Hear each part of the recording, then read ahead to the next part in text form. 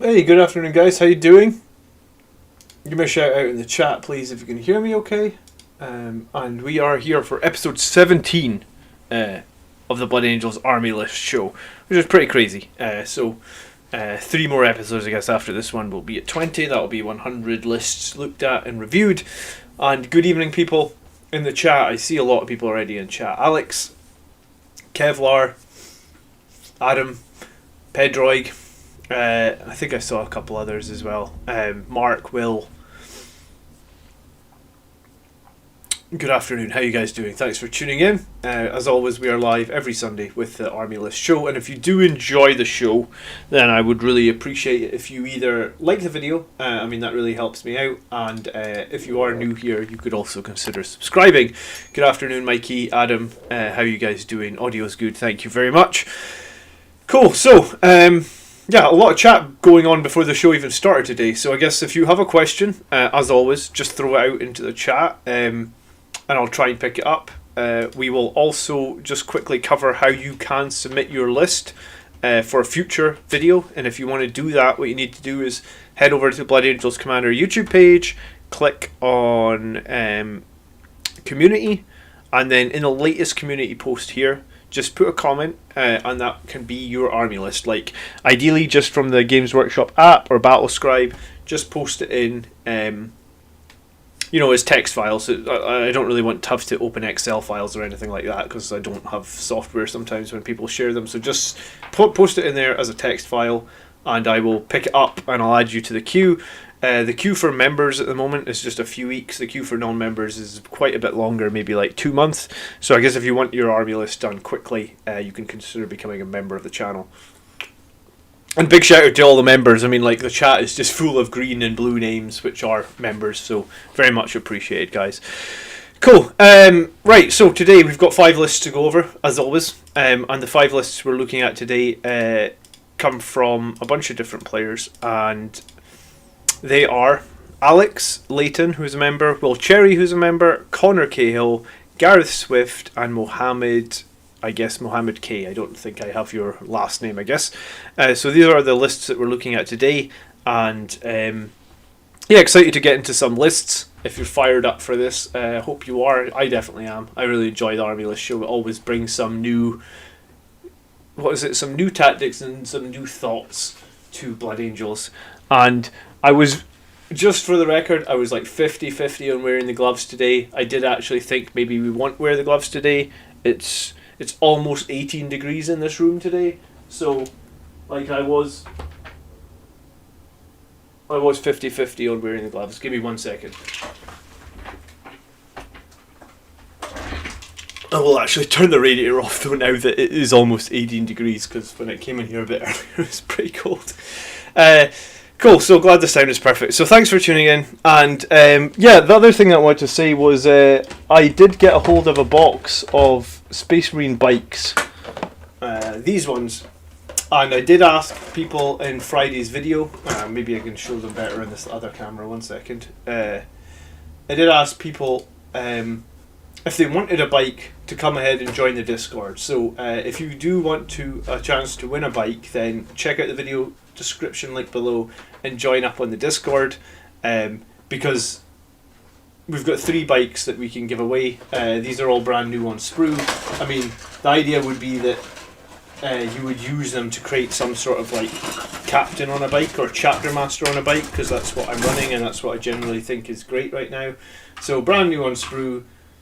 From the waist up you'd have to do some sort of conversion, but that would be the fun part, right? So join up on the Discord, and we're going to have 3 bikes, and we'll try and give those away this week.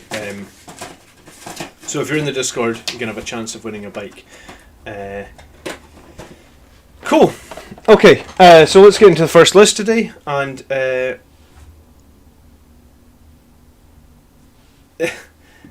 I'm reading your comment, Adam, but I'm not replying to it because I'll get a row if I say anything.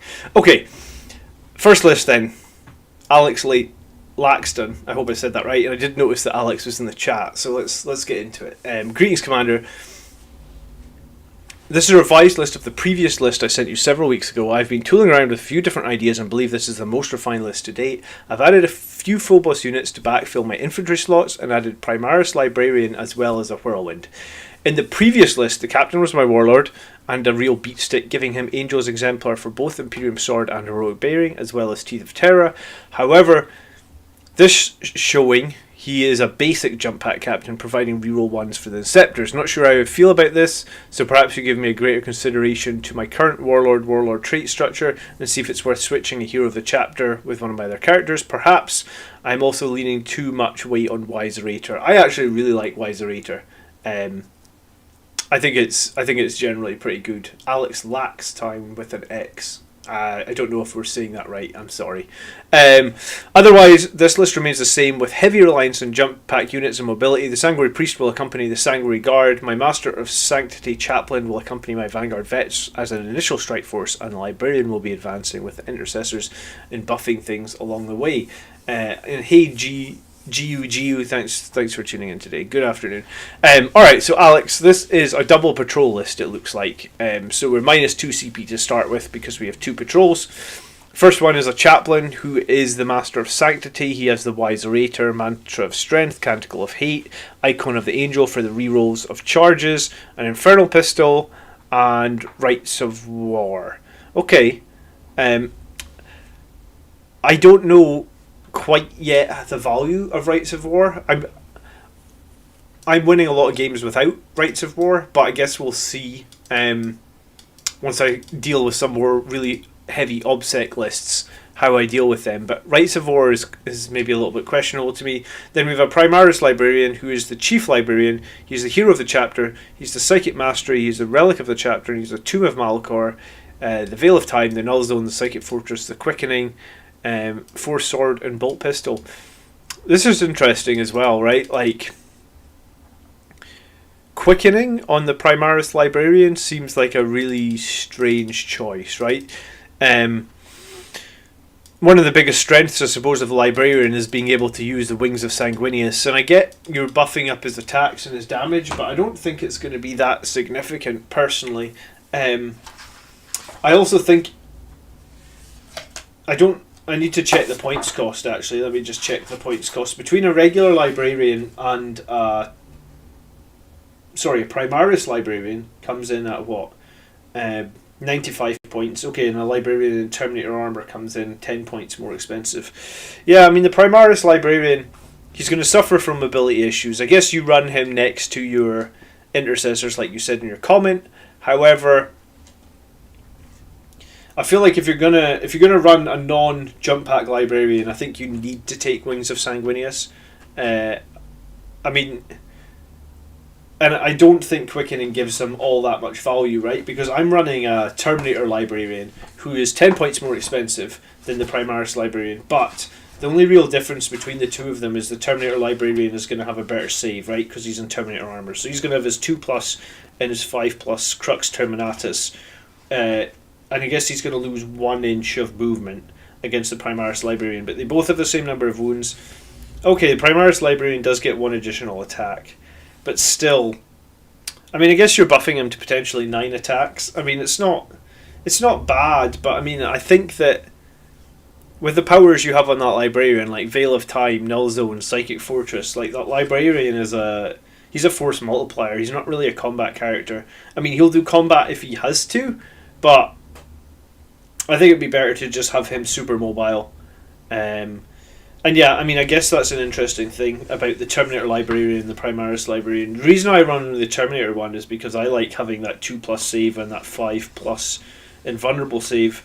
The Primaris Librarian has neither of that, so I think I would rather have the +1 save and the invulnerable save over +1 attacks. Because, I mean, Librarian needs to stay alive and do work and get round the battlefield, right? So that's my view on it, but 2 interesting picks there, I guess. I don't think either of them are necessarily bad, but I'm not running them. I'll let you know in the future if I think there's value in it. I just, as much as I would like my Terminator Librarian to have more attacks, I think the mobility is one of the most important things, because sometimes you can just fly off and cause problems that normally you just wouldn't be able to do without that additional fly, you know. And I guess if you're dead set on running the Primaries Librarian, if you do have the fly, then he does have an 18-inch move, and that sets up some great opportunities for Null Zone.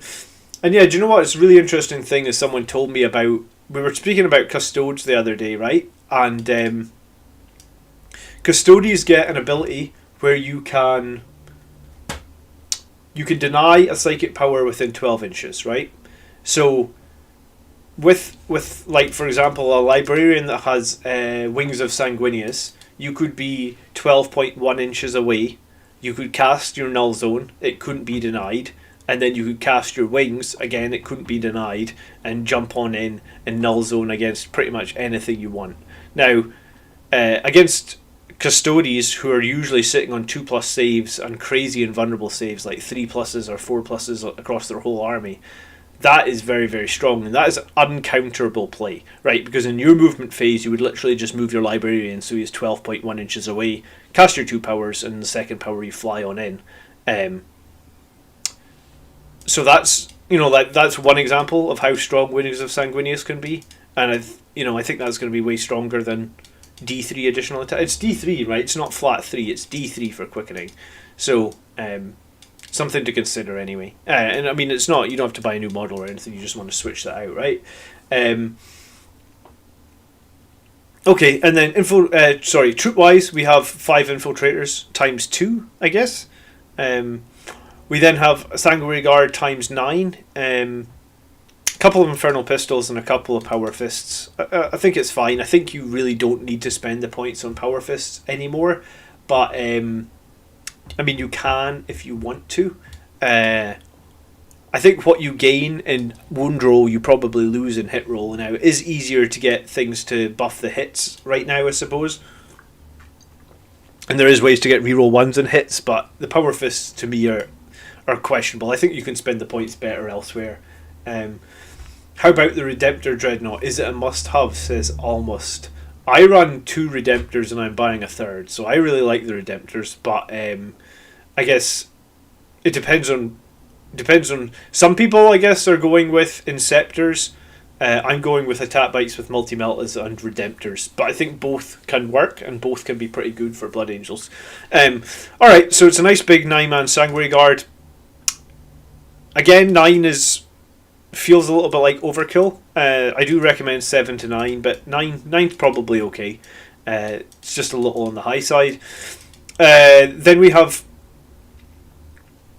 Vanguard Veterans, and it is, I'm guessing this is a 10-man squad. We've got 7 Lightning Claws, we've got 2 Power Fists. These guys have Storm Shields. These are double Lightning Claw models, aren't they? Because it's normally 3 points per Lightning Claw. So you've got 7 with double Lightning Claws. You got 2 with Power Fists and Storm Shields. And then you've got the Sergeant with the Relic Blade and the Storm Shield. Okay. I mean, it's fine. I would definitely consider combat squadding these guys at the start of the battlefield. Start of the battlefield. Start of the battle. And again, Lightning Claws are very, very strong right now, so I guess that makes sense. I do like having Storm Shields on more of these guys, but I think this layout is probably okay. It's maybe not so okay if you combat squad them, but Double Claws are,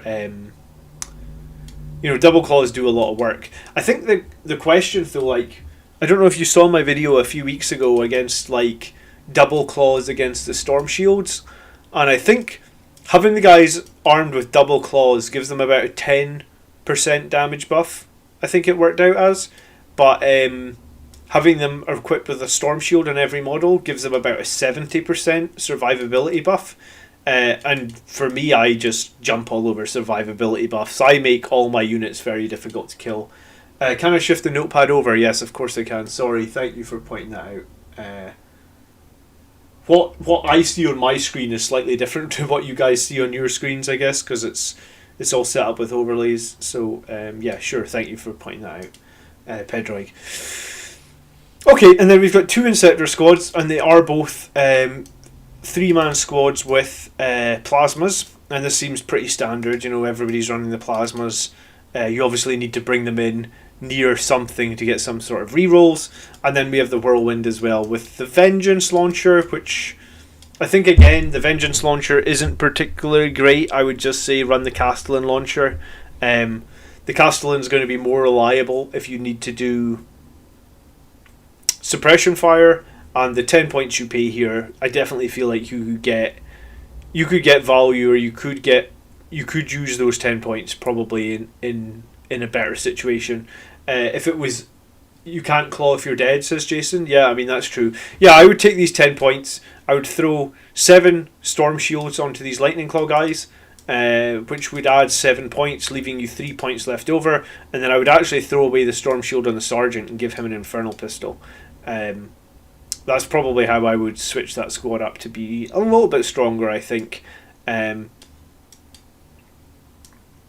I feel like there's great value in Vanguard Veterans with Storm Shields right now. Like, they perform really well in just about every game for me. They always score really high in points. They can perform objectives. They're difficult to shift if they kill enemies on the backfield objective. The reason I switched, because I always used to use Death Company to harass the backfield, and the reason I switched from Death Company to Vanguard Veterans is the Lightning Claws and the Storm Shields. Like, they're just so good right now.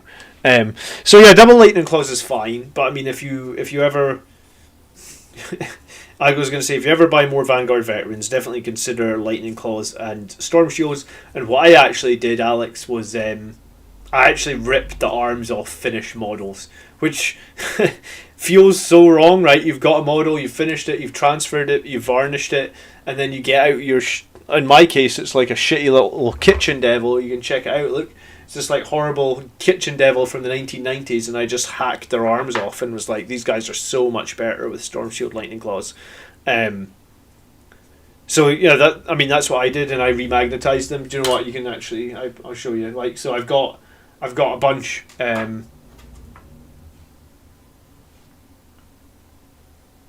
Yeah, I've got a bunch where like we put a little magnet into the arm. Here's one with like an Infernal Pistol, but these are Vanguard Veteran arms, and I ripped off the chainsword arms and stuff and started over, and we've got chainswords, so we got options. But yeah, I mean, it's annoying to have to do that to finish models, but I did it just because they feel so much more better. Then we have a captain who is got the chainsword, a jump pack, a storm shield, and the Teeth of Terra. I mean, I run pretty much the same captain, only I put mine in the Death Company and have him on a bike. And I think with the Teeth of Terra, he can do a lot of work, so I'm kind of okay with this. Your standard Chief Apothecary, Sagari Priest, everybody's running him. There's nothing to say about him. He's great, you know. Players the Commanders, brutal, poor guys didn't stand a chance. Yeah, if Death Company could take Storm Shields, that would be super nice. Then I'd be right back on Death Company. But Death Company can't even take Lightning Claws at the moment. I'm sure in previous editions they could, but I don't know. Yeah, Games Workshop plastic glue is a nightmare to deal with. But do you know what? We ripped the arm off an easy to build Redemptor, and the easy to build Redemptor must have had a bit of plastic or a bit of, you know, it must have been like a good inch and a half of plastic, and we cut through that with a cheap... Oh no, it wasn't the cheap. I actually used a Stanley knife for that, but you know, we cut through that and we managed to convert it. Yeah, I mean, it is either do the conversion or spend more money, right? So that's fine. And then finally, we finish up the squad with two 5-man squads of auto bolt rifle intercessors and 1 grenade launcher in there. And again, I don't know. I don't think a grenade launcher... Like, I think last edition, grenade launchers were 1 point, and now they're 5 points. I mean, I include them when they're 1 point. At 5 points, I feel like there's something that we could use better here. Yeah, like, at 5 points for the grenade launcher here, I would honestly put an Infernal Pistol on this captain. Like, because there's a bolt pistol on a captain that you're going to want to be in melee with the Teeth of Terra is totally useless. So I would get rid of the grenade launcher and get an Infernal Pistol in on this captain.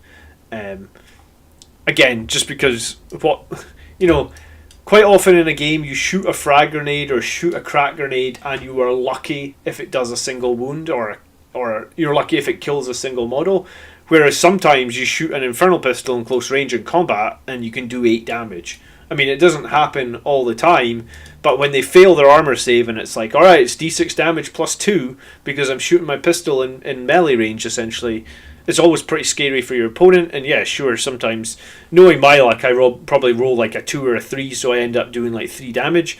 But yeah, I mean, infernal pistols in combat are great to have. And that's something that I wanted to say as well. Like, so I've been playing up against the Death Guard a lot, and the Death Guard obviously have that -1 damage, and something that that's important, I think, if you've got Death Guard in your meta, or if you're going to any tournament, because Death Guard are, I saw just this week, Death Guard are now winning tournaments, right? So if you come up against Death Guard, you need to have a good number of not 2 damage weapons in your list. You need like 3 or more damage weapons in your list, right? Because 2 damage weapons are actually hurt really badly against Death Guard, right? Because they are essentially nerfed 50%, you know, like so your Inceptors nerfed 50%, your Sanguine Guard nerfed 50%, just because they're -1 damage. It's legitimately brutal. So yeah, I mean, Mark's saying there is maybe something to go on the flesh. There's maybe some value in the grenade launcher. I personally haven't seen great results with grenades. Usually, occasionally, you know, you'll throw a grenade and like I just don't. I mean, maybe a frag grenade against orcs or something, or Imperial Guard, yeah, sure. But for the most part, like I think there's better ways to spend your points. I mean, you can still throw a grenade when you're within 5 inches. Sorry, 6 inches, right? Okay. Yeah, or as Riziel says, against Death Guard, you just need an absolute ton of 1 damage weapons, which is where Lightning Claws are generally pretty good. I'll tell you right now, though, Vanguard Veterans with double Lightning Claws are not going to survive against Death Guard. You'll get chewed up so quickly. The Storm Shield will maybe give you a chance to survive, but on your 3+ power armor save, you've got no chance. Greeting, Chris. Thanks for tuning in. Okay, so let me think about this list for a minute. 2 Infiltrators and 2 Intercessor Squads for troops, so a decent amount of OBSEC there. You also have Rites of War. I think that's probably overkill at that point. If you already have 4 OBSEC units, I think there's probably a better trait you could take than Rites of War. I mean, normally when people take Rites of War, they're running like 1 or 2 OBSEC units. I find that I don't even run Rites of War and I have 1 OBSEC unit in my army. I haven't played too many heavily OBSEC lists yet, but I'm trying to arrange a few of them for the channel so we can see how they go.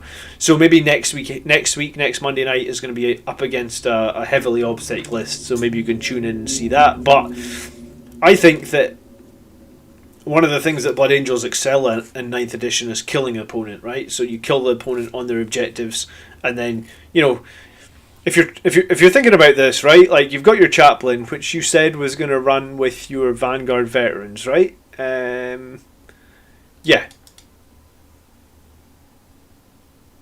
So if your chaplain's going to run with your Vanguard Veterans,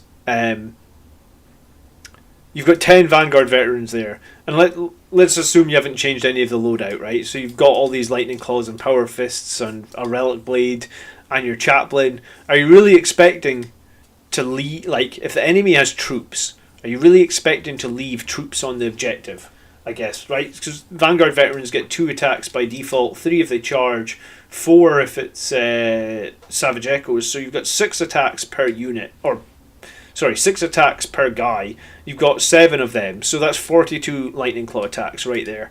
And if you've got your chaplain there to cast something like, you could cast the Litany of Hate so they can reroll all their ones, you're probably going to end up with like them having to take 25 -2 or -3 saves, right? So if you put all those attacks into the OBSEC units, what OBSEC units are you expecting to still be alive on that objective?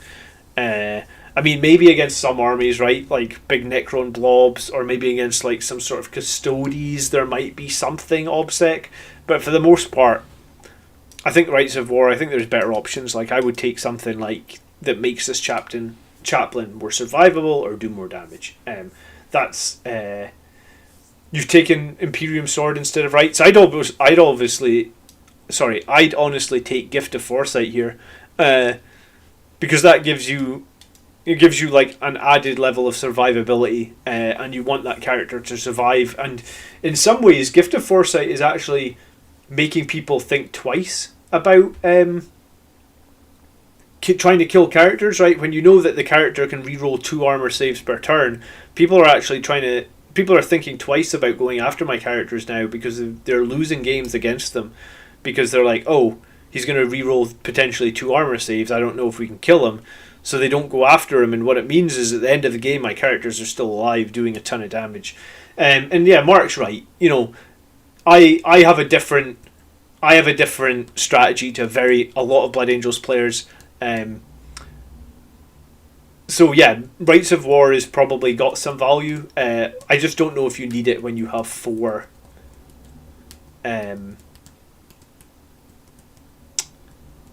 What was I trying to say? I don't know if you need it when you already have 4 OBSEC units. But yeah, okay.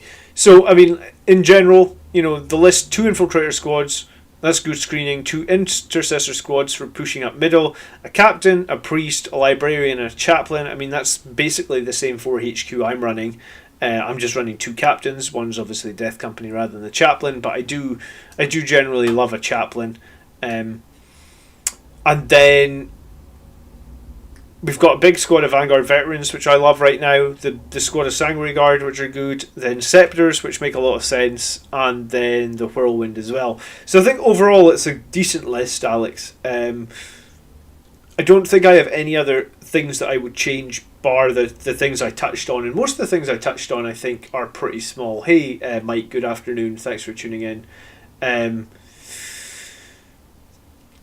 So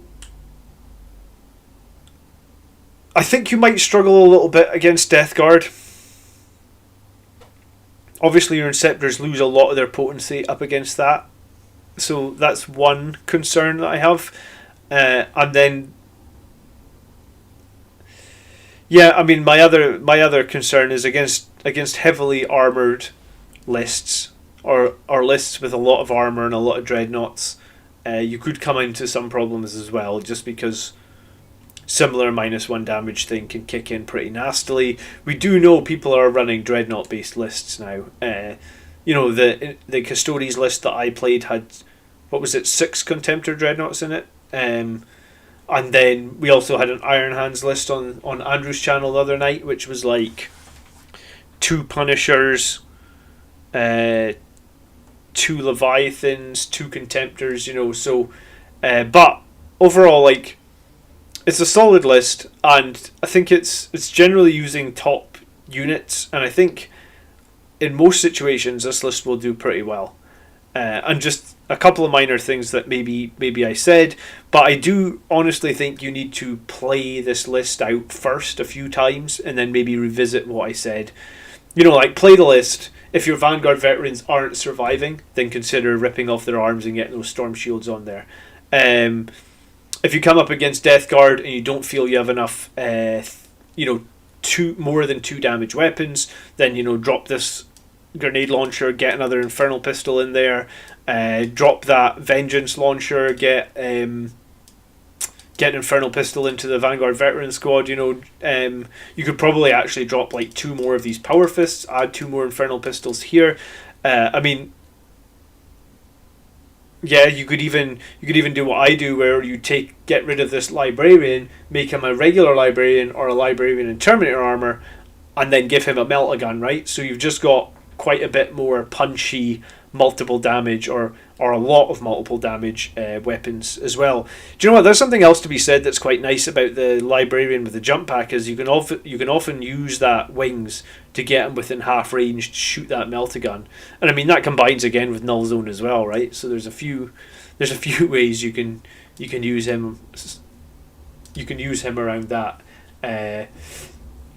I'm with Blood Angels Commander on killing is the best way of capping. However, I tend towards more alpha at the cost of survivability, relying on Lanchester's Law and Hughes' Salvo model. Yeah, I mean,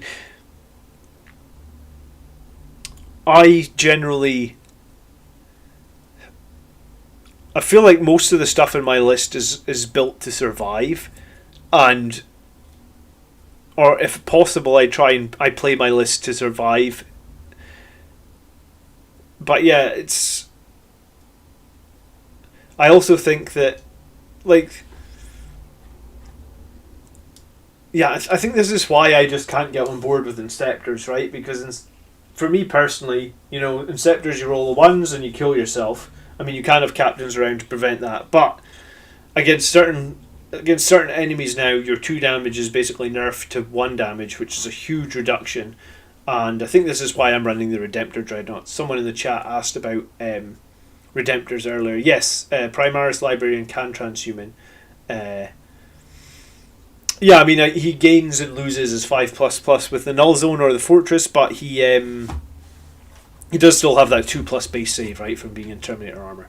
Yeah, so there's a few questions here. Okay, and if anyone in the chat wants to score Alex today, because last week we had a few people in the chat giving scores.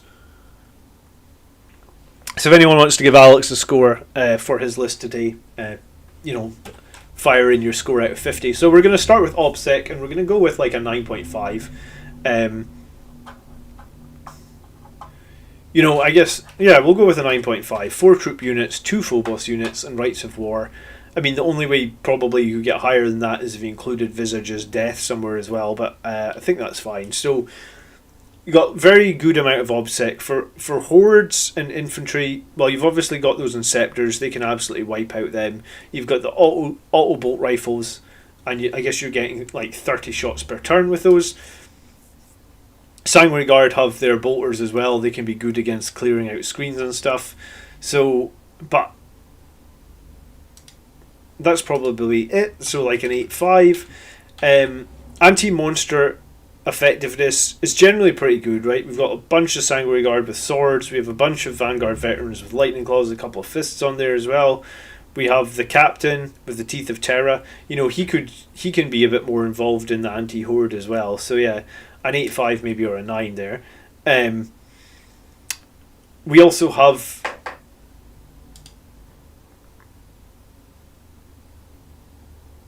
I think I lost something.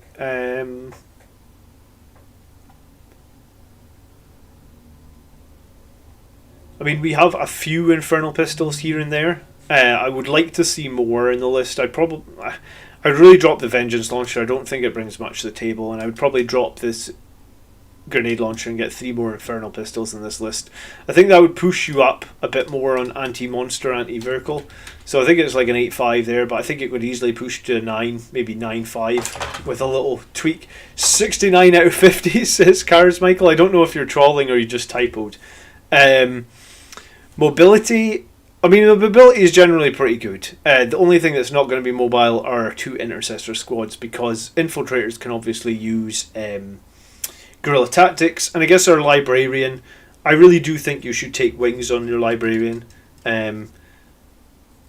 Even if you want to get him in combat now and again, I still think you should take wings over quickening. I think it will help you just get around the map and do more than that 1 or 2 turns that you'll get to be able to fight with an additional 1 or 2 attacks. I mean, on average, it's going to be 2 attacks additional, right? So 2 attacks additional v potentially 12 inches extra movement every turn. I think I'd take the movement. I think one of the biggest strengths Blood Angels have is the movement. But okay, so the list overall was pretty mobile. Maybe like an 8.5. There's just three things that aren't mobile, and then finally Specialization. So I try not to mark people down if you've switched into wings. Okay, great. I try and not mark people down if they're not running precisely what I'm running. So I think it's a well-balanced list. I think you've got everything you need. You've obviously got the Whirlwind to the fight denial. And yeah, I mean, like, for me it's like a 9 with like an asterisk where it's like may struggle against Death Guard / anything else that has Duty Eternal, because you don't have enough 3 damage or more weapons in there. Like, you have literally no Thunderhammers in this list. And you could swap out some of those Power Fists, I suppose, in the Vanguard Veterans for Thunderhammers. But yeah, I mean, we'll go with 9. I actually think 44 out of 50 is a little generous. I think maybe it should have been 43.5 based on some of the other lists we've seen. But I mean, it's still a very decent score. Good afternoon, Scott. Thanks for tuning in. And I do just think more 3 damage weapons. more 3 or more damage. They don't have to be 3. If they're D3 plus 3 or something, that's absolutely fine as well, right? But just more ways to fight, because if you run up against an army where most of your weapons are damage 2 and they're all just going to be halved, it's going to be horrendous. Whereas, like, if you run up against Death Guard, for example, and you're running attack bikes with multi-melta as well in half range, attack bikes average 3.5 damage, so within half range they actually do 5.5 damage, so -1 on the attack bikes makes it 4.5, which if we do 4.5 divided by 5.5, then you actually only lose 18%. So against Death Guard, if you're running attack bikes, the reduction in effectiveness is 18%, whereas against Death Guard, if you're running Inceptors, then your reduction is 50%. So I think this is why I'm leaning, because I obviously have Death Guard in my meta, and this is why I'm leaning towards a lot of 3 damage or more things. But it's just something to be aware of. Overall, I think it's a pretty solid list, Alex. Thanks for sharing it. And yeah, if you ever make any changes and you want to throw another list my way, you're more than welcome. You know, we've had a bunch of members who have made a list. We've gone over it. They've made some tweaks and they've come back. So feel free. But yeah, I usually recommend play it a few times first before you make some changes. Because if you've not had a chance to play it, you maybe want to play it and then review what I said about it afterwards. So all right, Alex, let's start you with 43.5. And in the chat we've got Will saying 43-ish, Pedrog saying 40 to 42-ish, and I think Kara's Michael's either trolling or he typoed, because he's got you at 69 out of 50. Okay, I assume this next list is supposed to start high. Hi, Blood Angels Commander. You're very welcome, Alex. Thanks for always being here and supporting the channel. Been working on a list, and I would like to hear your thoughts. With the end of lockdown in England hopefully around the corner, I want to wipe off the dust of my current list and get battle ready for my first game. Nice. I want you guys to be battle ready as well. Does anyone have a meta without Death Guard these days? I'm honestly interested in anyone in chat that never sees them. That is a good question, Rizio. Does anyone play in a meta where there is no Death Guard at the moment? Okay, so this is the list as follows. Alright, and there's a little bit of information about the list. So we've the Death Company Captain on a bike, who's a beat stick. We have a Chapter Master on a bike, who's survivable but still hitty. I was thinking of having following the tap bikes, giving them rerolls and nuking anything scary. Librarian Terminator, deep striking with Assault Terminators in turn 3 to make the most... I think it's to make the most of this, and hopefully guarantee the charge of the Assault Terminators. Here's the icon of the angel.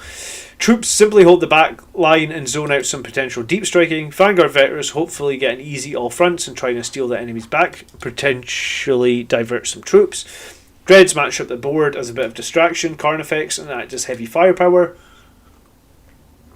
Terminators deep striking. Sanguine Guard I think will start on the board and follow the captain. Bike group to make the most of Heirs of Ezekiel. I said that wrong. Ezekiel. Azkalan, I think, is how you probably need to say it. And then attack bikes flanking from cover to cover to the enemy's underbelly. Okay. Yeah, the only I think this list is going to have some similarities to mine. The one thing that I would say is, like, deep strike, hold them till turn 3. I would probably never do that. I mean, I've held units to turn 3, but like I don't really go into the battlefield thinking about holding a unit till turn 3. Like, I go into the battle thinking about bringing them down into like a good position, and that should be front and foremost, as opposed to just like, hey, I'm going to bring them down in turn 3.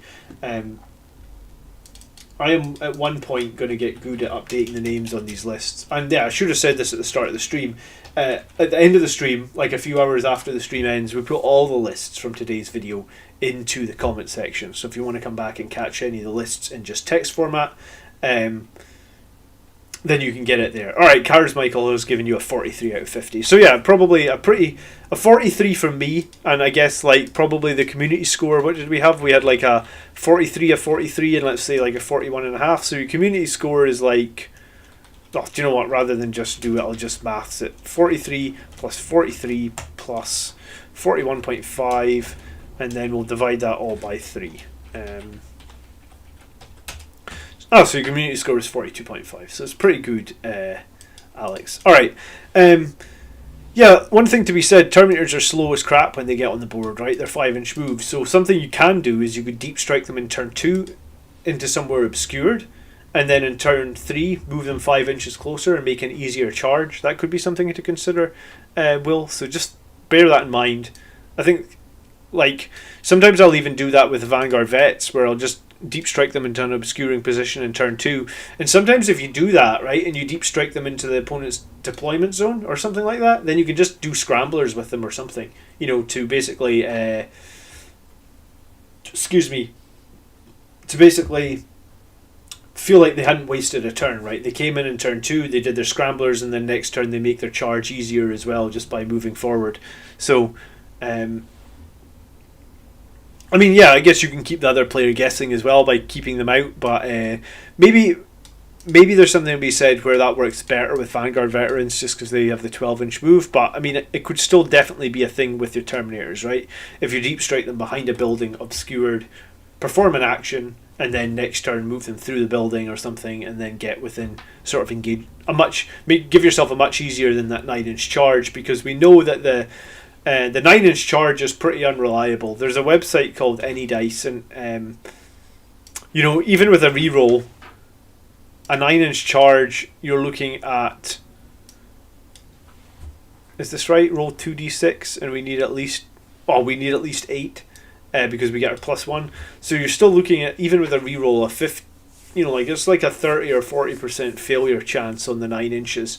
So if you can drop them into somewhere obscuring, and it's basically every inch you lower it, the chance is going up like 10%, right? So if you manage to drop them somewhere obscure, turn 2, you move in, so you now only need a 5-inch charge, and you've basically changed the charge percentage from, like, you know, 6 and 10 to 9 and 10. You know, it's a much better chance to get in and make those charges. Okay. So, alright, it's one relic of the chapter here, and it's a battalion, and no, sorry, it's a patrol. So is it double patrol, or is it patrol and Vanguard? Patrol and Vanguard. Okay, so same as what I'm running. So we start with Captain on a bike. Here's the Angel's Artifice. Here's the Champion of Humanity. Here's a Chapter Master. Here's a Power Fist. Here's a Storm Shield.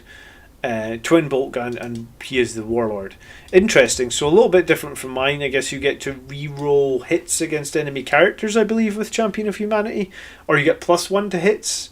So I guess you can negate essentially your -1 from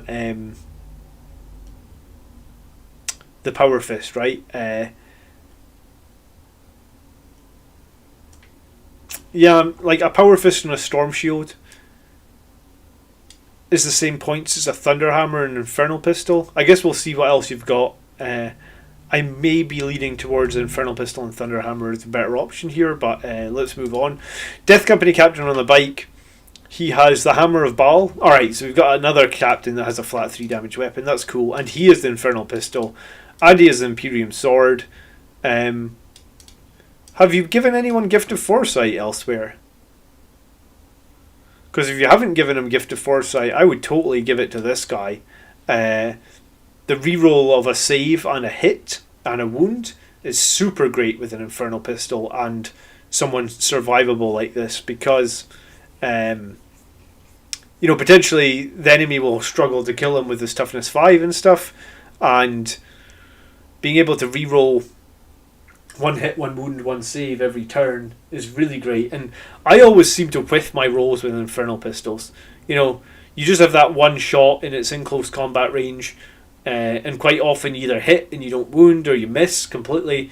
So Gift of Foresight might give you some more value here over the Imperium Sword.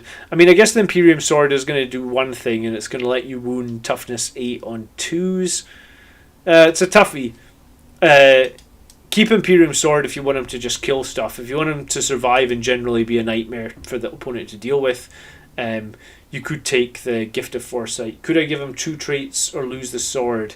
No, because there's rules for the Death Company where you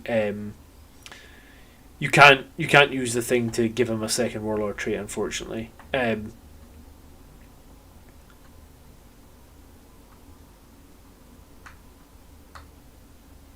Yeah, I don't think you could. Maybe someone in chat could correct me. I was thinking maybe you could mastercraft a regular Thunderhammer and take Gift of Foresight, and then you'd have a 4 damage Thunderhammer that you could reroll 1 hit, 1 wound, 1 save on. But I don't think that makes you any better than the Hammer of Baal. So I'd probably stick with the Hammer of Baal, but consider a Gift of Foresight, right? And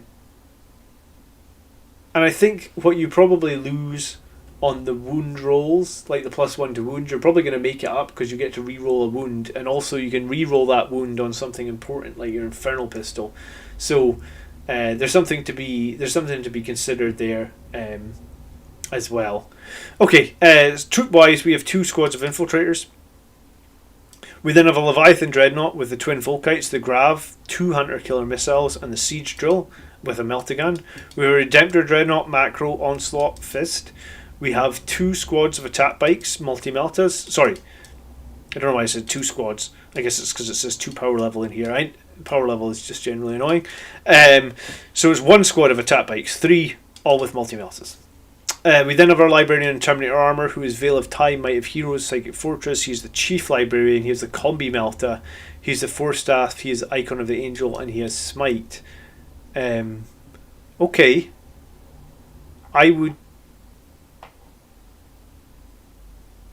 I would totally give this Librarian a Blood Angel's power.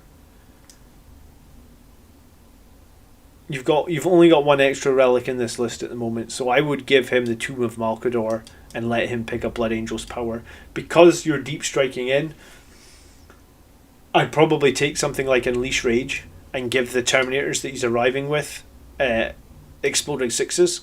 I mean, in most cases, in the last list, and in most cases, I'm going to advise you to pick Wings of Sanguinius. But this is one of the rare cases that probably I'm not going to advise that, because if he's deep striking in, then he's already where he needs to be, sort of. So maybe Unleash Rage for those exploding 6s would be really valuable. We then have a Sanguine Guard, and it's like 2, 4, 6, 7. All with bolters, a couple of axes, and a couple of infernal pistols. The Terminator Assault Squad with Thunderhammers, and it's a 5-man Terminator squad, and they've got the Teleport Homer as well. And then Vanguard Veterans, all Lightning Claw Storm Shield, Sergeant with Infernal Pistol and Relic Blade, and 2 squads identical like that. And you've got 4 points left over. Okay.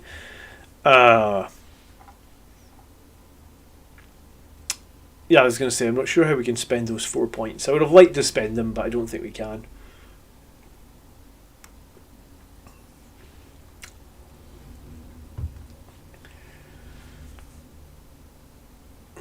Yeah, I mean, you wouldn't want to lose the Icon of the Angel on the Librarian. Yeah, okay. That makes sense.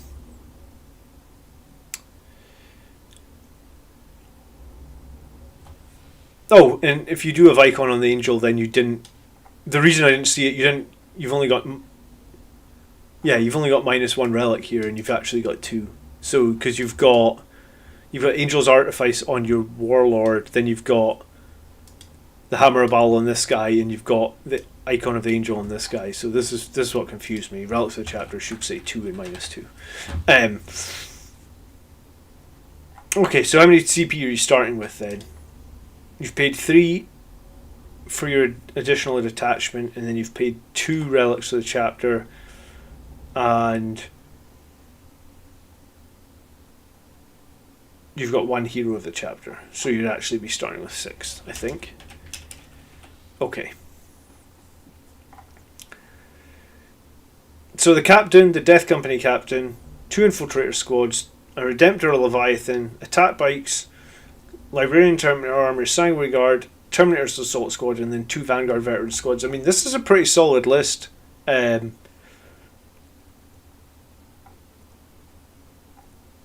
only thing it's maybe missing, I guess, is some way to counter, like, if you get made to fight last, but you do have Veil of Time, so for the most part, you should be in decent shape.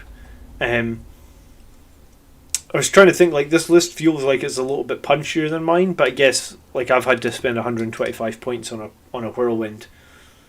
whereas this list doesn't have it. So because. But it's not the end of the world to not have the Whirlwind, right? Okay, let's think about scoring it. And there's apart from the 2 Infiltrator squads, there's no relics or anything that are going to grant OBSEC. So this is a more standard Blood Angels list where we just all about killing stuff. And we enjoy killing stuff because that's what we do best, I guess. So OBSEC holding with just 2 Infiltrators is probably an 8. And then anti-infantry and horde is probably going to be actually pretty good. You've got the Leviathan, which is going to dish out 8 Volkite shots in the Gravflux. The Redemptor's going to kick out 12, 14 shots or something like that. You've got a bunch of Sanguine Guard. You've got the Infiltrators. So, I mean, the Dreadnoughts are going to have to do a bit of the heavy lifting. The Tap Bikes could be used, but I don't think it's bad at all. I think it's probably higher than average for Blood Angels in terms of shooting power. Because if you think about it, you've got 165 points of shooting here. You then have another 390 points of shooting here. So it's about 550 points of shooting, which is... I was going to say... I've put 9.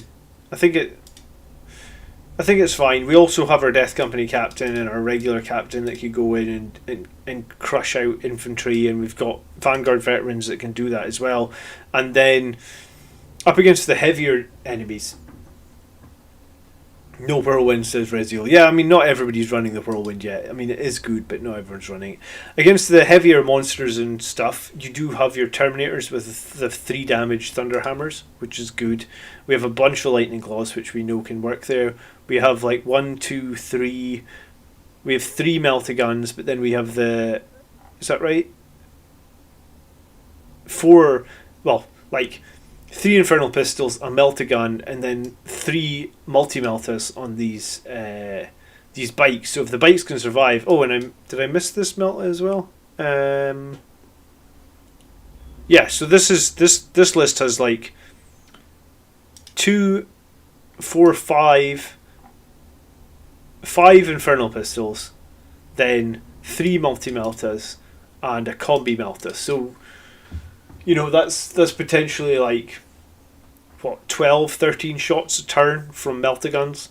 So, I mean, against things that are going to, this is going to be able to do a bit more work against those high targets. And it also has the Terminators with Thunder Hammers and Storm Shields, which are pretty great against high targets as well. So it is a much more killy, but obviously less on the OBSEC.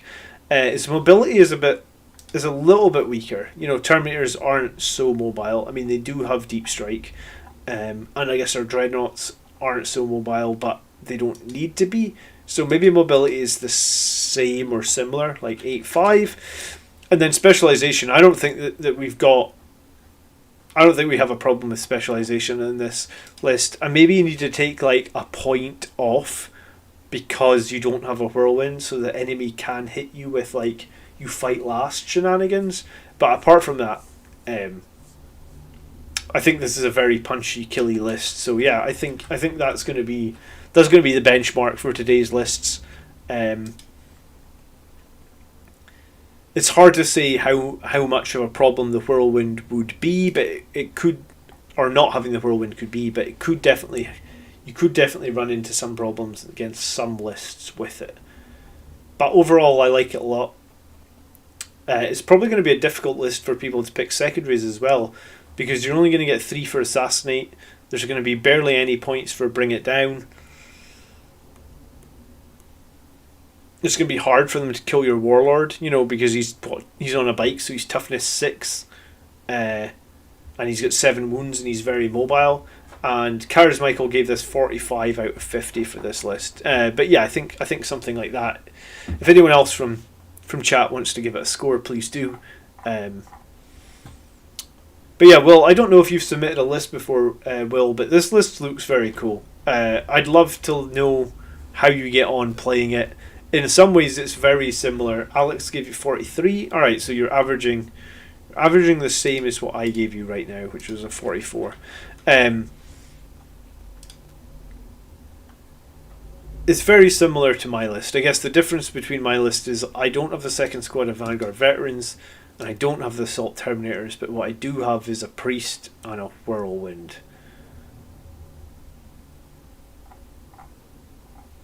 And then slightly different Dreadnought choices. But yeah, no, this is similar to a list I ran before. You know, I actually ran the Leviathan, the Redemptor before. Oh shit, we didn't actually take off the CP as well for the... You need to pay 1 CP to include the Leviathan, right? So you'd actually be starting on 5 CP, I think. So, solid list. It has the same problem as my list has, where I start with lower CP, because I'm starting with 4 at the moment. I'm going to make a change to make it so I start with 5. But yeah, I think it's a cool list. You definitely need to run it and let us know how it gets on. I will need to build the captains. We'll magnetize them. Would love to have them both with hammers. I mean, I think you can do that. I think the main captain can have a Infernal Pistol and a Thunder Hammer. And what does that mean? You just need to find literally 1 point somewhere else in the list. If you just need to find 1 point, drop one of the Infernal Pistols on one of those Vanguard Veteran Sergeants and give them the Relic Blade and Storm Shield. That's how I would find your 1 point. Hey Krychek, how you doing? Because I think those toughness 6 champions on the bikes are generally very, very good. And like we talk a lot at the moment about, against Death Guard this and against Death Guard that. Well, those guys are legit against Death Guard because they keep toughness 5 even when they're inside Contagion. So while everything else is getting wounded on 2s and re-rolling 1s and it's just horrific, you know, your Sanguine Guard are toughness 3, your captain keeps his toughness 5, or because he's toughness 6 from the Angel's Artifice, he's on toughness 5. And it generally means that the Death Guard still have to make good rolls to wound him. And we had a game a few weeks ago on the channel against Death Guard, the one where the Terminators, so it was like 10 Blightlord Terminators charged my captain and like 4 Blade Guard Veterans. And after like 2 or 3 turns, because they charged them in like turn 2 or the beginning of turn 2 or something, what was alive was my captain was still alive and there was 2 Blightlord Terminators alive. So I'd lost 4 Blade Guard Veterans and the Death Guard player had lost 8 Blightlord Terminators, and every single turn my captain was just indiscriminately smashing them in the face with a Thunder Hammer and occasionally popping one of them with an Infernal Pistol. And I mean, it was glorious. It was around the time when we just started doing the live games on the channel, and people were questioning if my captain on a bike was a good choice. And I think now the captain on the bike has done so much work across so many different games that yes, it is annoying that he cannot go through breachable terrain because he's in a bike, and yes, sometimes he can't quite get to where he needs to go. But I'm usually fine giving up a turn of him doing stuff. If it means that at the end of the game he's still alive, because at the end of the game he's actually won a bunch of games for me by being alive at the end, you know, killing things up until the final turn. So I like your list a lot, Will. It's a cool list. Hopefully we gave you some pointers, suggestions. Thanks for the submission, and I appreciate it. And yeah, good luck on coming out of lockdown and getting playing again. I know that we just got to do that a few weeks ago, and it's been helping my mental health no end, actually, just getting out of the house a little bit. Hence the Firstborn Biker giveaway. Yes, that is exactly why we're giving away Firstborn Bikers, and thank you very much for that, Mark. So we will hopefully, yeah, I'll try and make a post later tonight. No, you would have to drop the Storm Shield, but I think it's okay to drop the Storm Shield because he's still going to have a 3+ save. No, he's still going to have a 2+ save because Angel's Artifice actually gives you the 2+ save. So the only advantage to the Storm Shield really is it gives him a 1+ save. So he still has a 2+ save. He still has his 4+ invulnerable save. And I think that's fine. I mean, that's how I run mine. I give mine the Gift of Foresight though, because I think there's some great value in, like, it's interesting in that I play against the same sort of opponents week on, week out, right? We just have a small group of friends. There's like 6 of us that play. And out of the 6 of us, most of them have stopped trying to even kill my captain. Because they've tried multiple times to kill him. And it's cost them the game because, like, in one game, Andrew, I believe, shot my captain with, was it 5 Eradicators with total annihilation? So it was 10 multi-melta shots at, like, half range against my captain. And he lost 1 wound or something. It was, he's ridiculously strong. So I think a few people have stopped using the Storm Shield on the captains, and I have as well. Especially if you've got... People generally aren't shooting your captains with small arms fire. If you've got a 2+ save and you're toughness 5 or toughness 6, small arms fire is not going to be a big worry, so I think you're better off taking the Infernal Pistol. My laptop literally just shut off, so I have Box of Phobos here ready to build. Are we saying Infiltrators or Incursors then for a double patrol list as the filler? It's a tough call, Warsmith Chris. I think I prefer Infiltrators myself. But I play a very defensive Blood Angels. Now, I use Infiltrators to screen out areas where I don't want the enemy to be in. And I don't particularly think that either the Infiltrators or the Incursors guns will do a lot of damage. And I actually did a video on Infiltrators and Incursors maybe like a month ago, where if you search my channel for a video called, I believe it's called, do you know what? I'm sure it was in the Tactics playlist. So you just click on the channel, you click on videos or playlists, you go to Tactics. It should be here. Where the hell? Oh, maybe I can make it so my playlists. So Tactics is the playlist, and it's here somewhere. It's called Primaries, Infiltrators, and Incursor Best Troop Choice. So it's 17 videos ago on the Tactics playlist. If you find it, but what do I like Infiltrators because I play more defensively than most. I do see the strength in Incursors, right? You can put Incursors in advanced positions, and the reason I always prefer Incursors to Assault Intercessors, and just as I say that, I notice that the next list has Assault Intercessors, but the reason I prefer Incursors is because you can put those Incursors in the forward positions, and you can sort of hunker down, and you can create points on the battlefield for the rest of your units to get to. Now, when I was running Assault Intercessors, quite often what would happen with them is they just get shot off the table in no man's land, right? People see Assault Intercessors running across the board with big chain swords, and they're like, yes, I don't want to have to deal with that, so they just shoot them off the table. So I think if you want to be aggressive, you go for Incursors. If you want to be a bit more defensive and try and play and take your opportunities when they come, then you go for Infiltrators. For most people that are just starting Phobos units, I actually say to them to build one of both. I probably actually say that in the other video. Say, like, buy a box of Phobos units and build one of both. But it really depends on your playstyle, Chris. So hopefully that be useful. Rezio is confirming what I said. Infiltrators are the defensive version, but of course they're not any tougher. The Incursors like to be more aggressive. That's very true. And Adam's saying one of each. One for backfield and one for infiltration forward. I mean, that's probably what I would advise to get you started, right? And then, if you like that Warsmith, Chris, and you figure, like, hey, my playstyle definitely favours Incursors, then just go to eBay. I actually picked up like a half of the box on eBay for like £12. So I guess if you're relentless in searching eBay, you'll be able to find another 5 of them that you need to get you up to wherever you want to go. Okay, and if you're gonna run the double, not the double patrol, if you're gonna run a patrol and a vanguard, so you only literally have one troop choice, then I think you probably want the Infiltrators, and again, it's just for the defensive, like, I am going to protect my deployment zone, and I've done that twice actually, and I've won games with it, using the Infiltrators and the Whirlwind to screen my deployment zone when the enemy had objectives that they really needed to be in my deployment zone for. So I love Infiltrators. I painted mine with black helmets as well, because why not, right?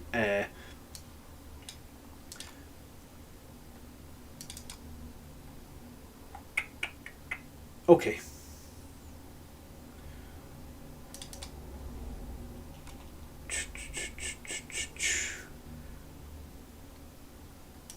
Yeah, I wanted to show you. There.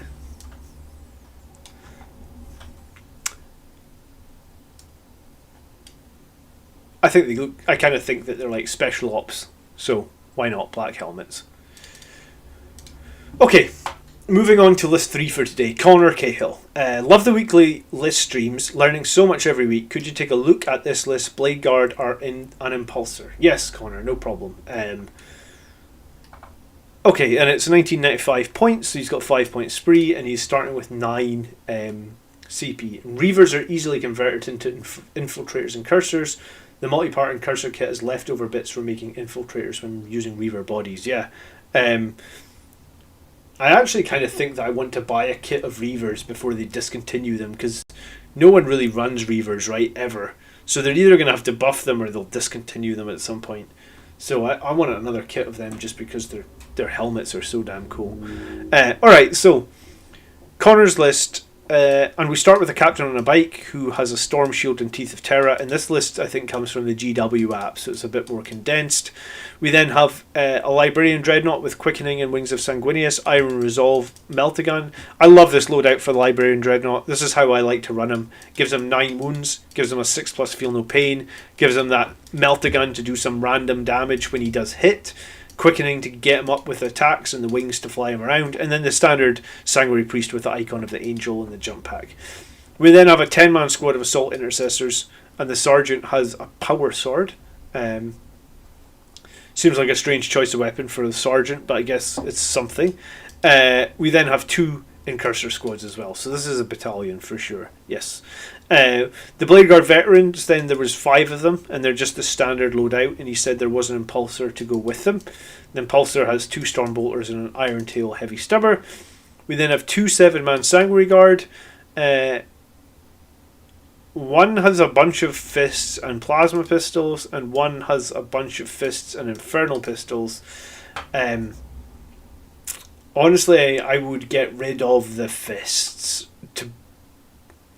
I get rid of at least some of the fists. It's too many. It's wasted points. And honestly, I'd probably get rid of the plasma pistols. I run 8 Sanguine Guard, and how I like to run them is 4 swords, 4 axes, and 1 infernal pistol, and the rest bolt guns. So that keeps them at 30 points a model, except the one guy who's got the infernal pistol. We did a big long video on Sanguine Guard a few weeks ago, and in most situations, I want to say in 90% of the situations, this is maybe not 90, let's say 80. 80% of the situations, swords are hands down going to be the best. And against Custodies and Death Guard, axes are going to be the best.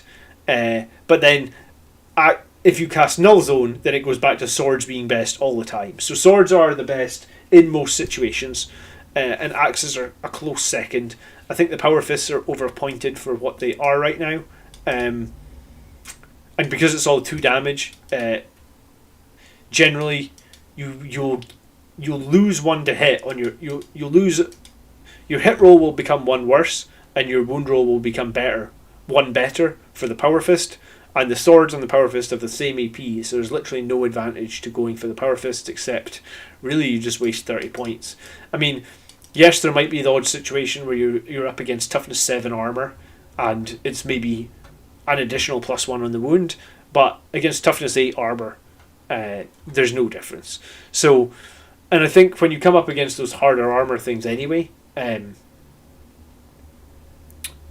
you come up against toughness 7 armor, usually the Sanguine Guard are just going to chew through them anyway with all the amount of sword attacks they get, so it's kind of pointless. We then have Inceptors, and it's a 5-man Inceptor squad with plasmas. We then have Outriders. I haven't seen Outriders for a while, and it's a 3-man Outrider squad now that they're in at 150 points. And personally, I don't like Outriders for the points cost. Let's do a super quick comparison on why I don't like Outriders. I think it'll be interesting, and because we haven't actually made a video on Outriders, but let's just talk about them for like 2 minutes. Let me find them in this book. Land speeders. Have I gone past them? I thought they would be in fast attack, right? Outriders. Okay, here they are. So they move 14. They only have 2 attacks for the normal ones and 3 attacks on the sergeant. They have a chainsword and their toughness 5 and their 4 wounds. So 3 Outriders is 150 points. So when you charge, you get an additional 2 attacks. So if we go to Savage Echoes, so normally our Outriders have 3 attacks, 4 attacks, 5 attacks on the sergeant and 4 attacks on the other guys. So you're talking 13 attacks plus 6 when they charge. So 19 chainsword hits for 150 points. Now, if you have Vanguard Veterans, and you have 5 of them, and we'll just arm them with Lightning Claws and Storm Shields, nice and standard. And if we go to Savage Echoes, I know off the top of my head, you get 26 Lightning Claw attacks. So you're actually going to get 7 more attacks, and they're going to be -2 rather than -1, or in the case of Savage Echoes and Assault Doctrine being active, they're going to be -3 instead of -2 that these Chainsword has. So you're going to get 7 more attacks, they're going to be an additional 1 AP, and oh, did I not include their chainswords here? I'm sorry. I should have included an additional 1 attack as well. Alright, so you're only going to get 4 more attacks. So you get 4 more attacks, but they're an additional 1 AP, and you're actually going to get to reroll all your wound rolls with those additional attacks. So if you think about toughness 4 against toughness 4, then if you have like 20, you're going to get a good number of rerolls, and you're going to hit again with a good number. So in terms of raw damage output, a 5-man Vanguard Veteran squad which costs 10 points less than Outriders is going to get 4 more attacks and get to reroll all their wounds. So, we hit on 3s, so you're talking like 19 hits or something like that. So if you're wounding 50% of the time, you're potentially getting 4 or 5 more wounds. So when you actually break that down at the end, you're going to end up with, like, let's say 10 chainsword hits at -2 versus 15 lightning claw hits at -3.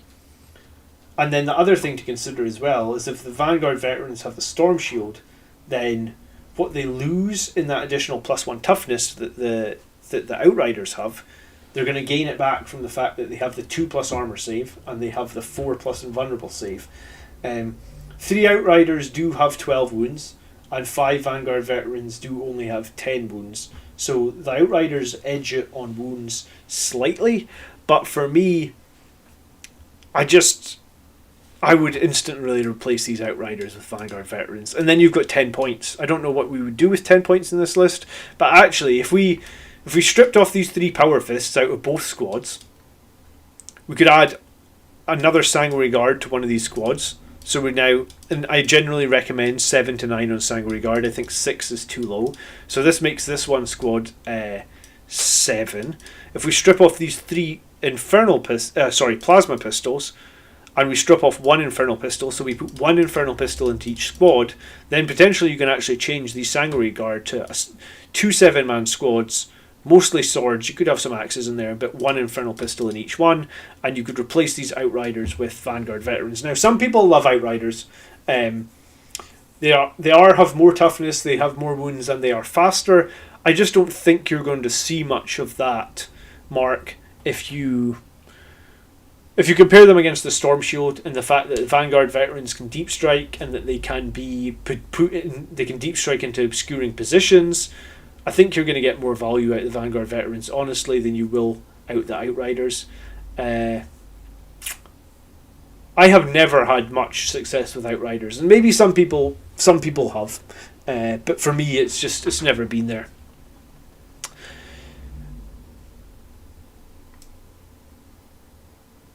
I should probably do a Math Hammer video then of Outriders versus Vanguard Veterans with Storm Shields and actually see what is going to be more survivable, because the invulnerable save is going to kick in. The second you hit them with -2 AP, the invulnerable save is going to kick in for the Vanguard Veterans, but the Outriders are just going to get onto crappy saves very quickly. Like 5+, 6+ saves.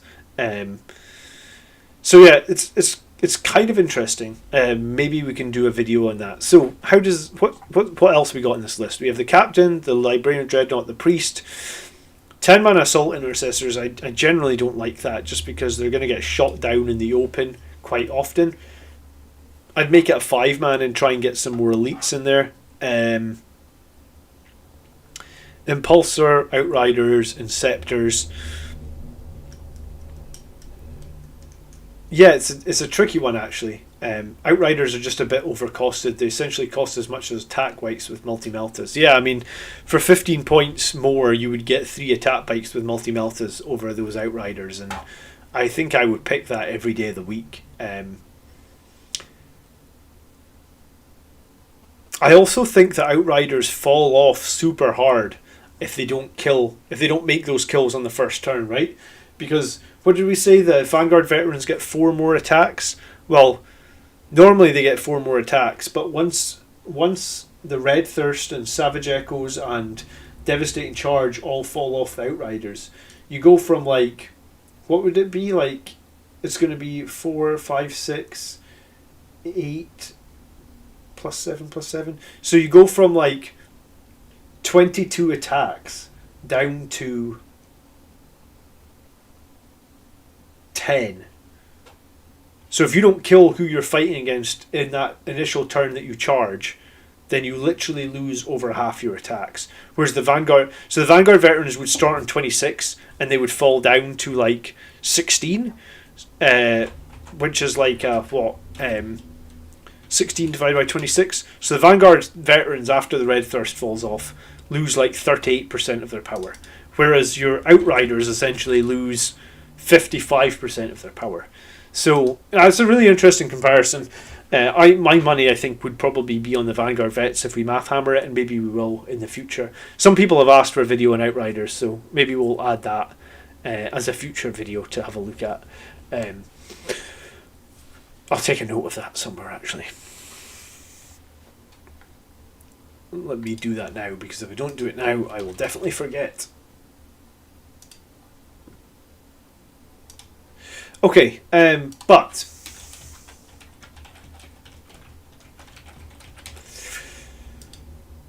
what do we think about this list then? I mean, 3 troop choices, 3 decent HQs. We know the Blade Guard are really good for sitting in the centre of the board.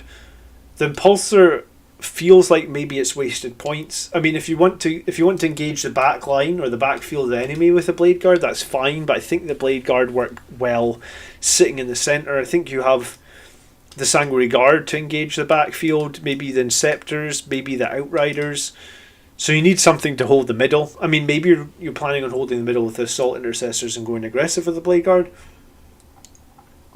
It's interesting, and then I generally like the HQ. So let's have a think about scoring. And again, if anyone in the chat wants to help score or come up with a community score, it'd be appreciated. So OBSEC, we've got 3 OBSEC units. 2 of them are Incursors, so I think it's like an 8. Usually we go 8.5 or 9 for 3 Phobos, so 2 Phobos, and it's a larger Assault Intercessor squad. It's 10 man. We'll go 8.5.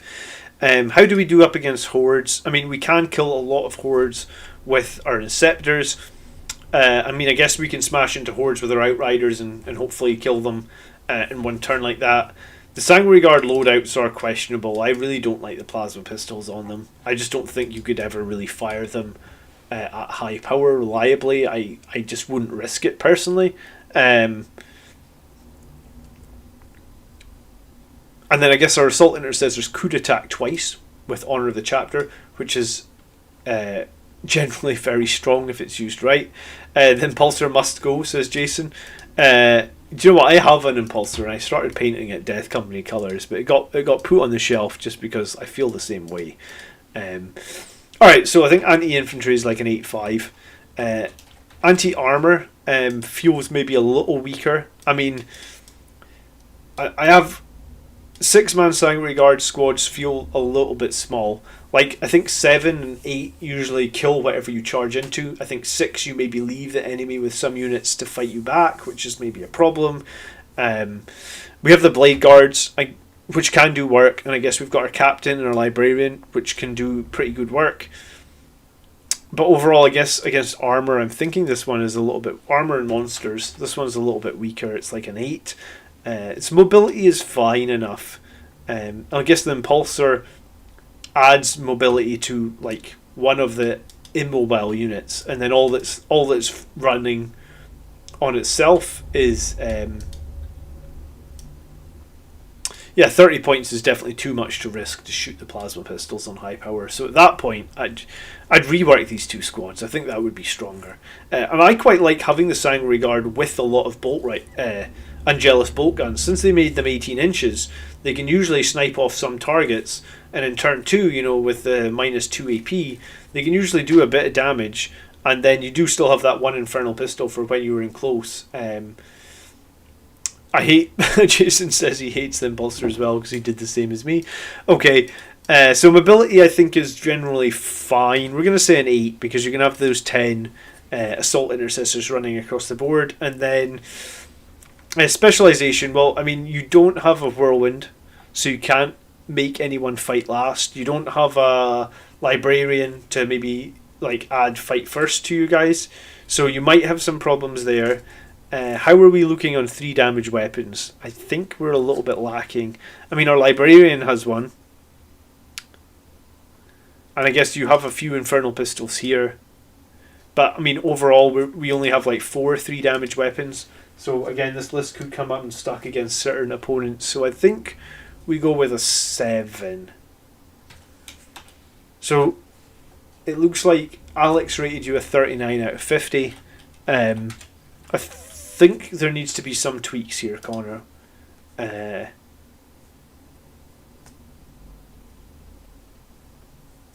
I mean, when we were breaking everything down, we didn't really talk about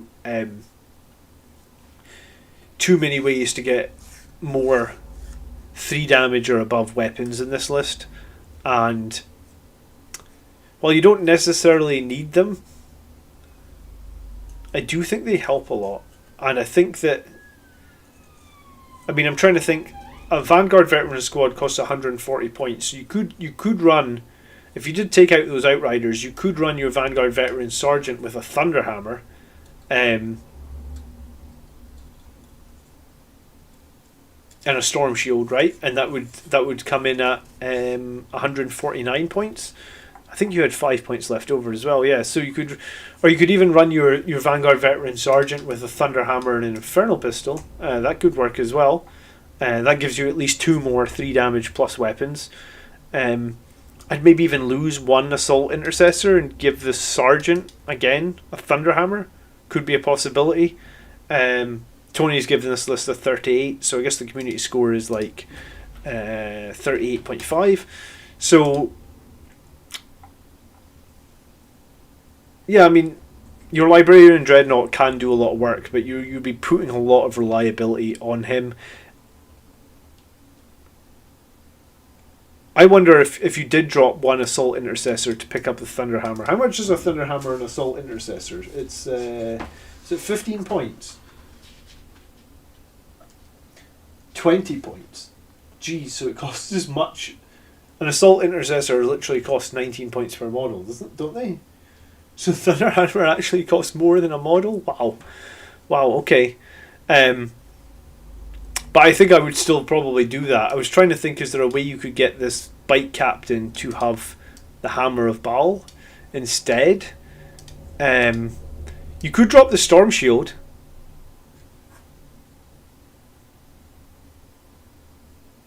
Yeah, I would, and this, who's your Warlord here? The Sagari Priest. Alright, I would drop the Storm Shield here. I would give this guy an Infernal Pistol. That actually saves you 5 points. I would change your Warlord to be the Captain on the Bike.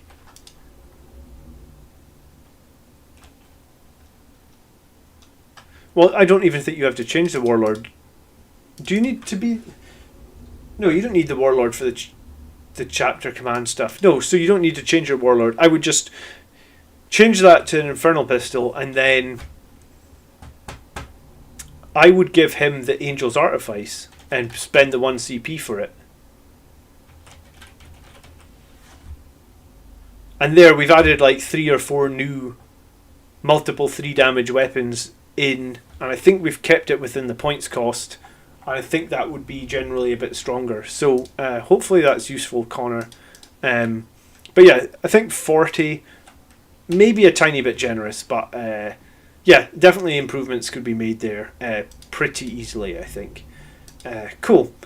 Alright.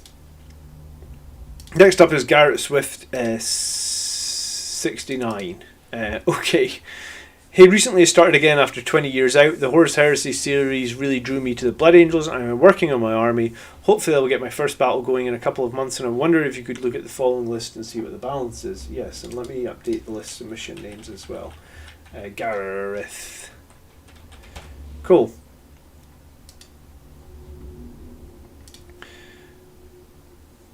Okay, so we've got Inquisitor Kotias first, and do you know what?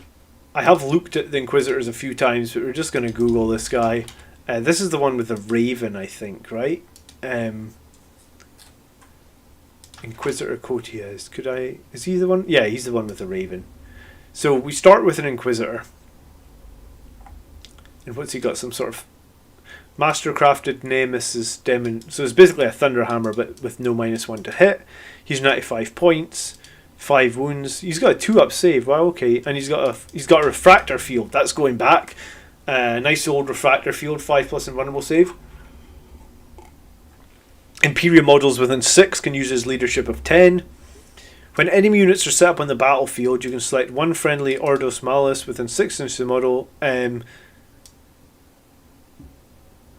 Okay, so he's got some sort of basically like Auspex scan, but it doesn't really matter because we won't have any Ordos units, I imagine. And we have Terrify, and Warding Incantation is a power that is let me remember. It's basically the Shield of Sanguinius, right? It's a psychic power that gives them a 5+. Yeah, so you can give a model within 12 5+, and what's the warp charge of this? 6, and his other one is Terrify. So for an 18 inches, he can basically cause models not to be able to shoot Overwatch as well. Okay, so that's sort of interesting. In some ways, it's a bit similar to a little bit similar to the Whirlwind, and then he also has Inquisitor Mantle. I need to check this as well. Oh shit.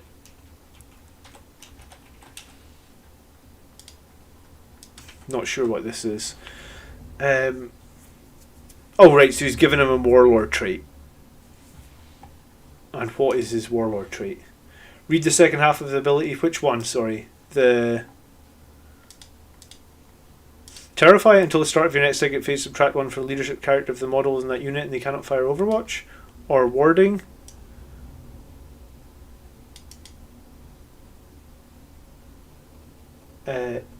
Oh, sorry. You're not asking me to read the Inquisitor ones. My bad. Okay, so we've got an Inquisitor, and let me just look at his profile again as well. So he moves 6. He moves 6, toughness 3, 2+ save, 5+. So he's kind of like he's just toughness 3, but he's in Terminator armor, and he's 90 points. And his Eagle actually is basically an assault D6 weapon. He's got a bolt pistol.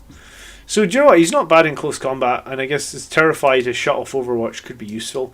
We then have a Chaplain with Mantra of Strength, and the Cantle of Hate, the Master of Sanctity, an Infernal Pistol, and the Litany of Hate. So basically a standard jump Chaplain. A Librarian with Null Zone, Shield of Sanguinius, Psychic Fortress. He's a Chief Librarian. He has Infernal Pistol. He's the Jump Pack, and the Tomb of Malcador, obviously allowing him to take powers from both disciplines, so that's pretty useful. We have the Sagari Priest, and he is our standard Sagari Priest. We then have Assault Intercessors, 4-man, and 2 Infiltrator Squads, 5-man. We then have 8-man Sanguine Guard, 4 Fists, and we've talked a lot already today about how I don't think there's much value in Power Fists, so this is 20 points we could get back, but we'll just continue on. We then have 5 Assault Terminators, and we have 2 with Lightning Claws, 2 with Storm Shield's Thunderhammer, and then Lightning Claw on the Sergeant. I prefer making the Sergeant the Thunderhammer one because the Sergeant gives additional attack, but I mean, I guess 6.5 a dozen. Some people maybe prefer the lightning claws for the additional attack.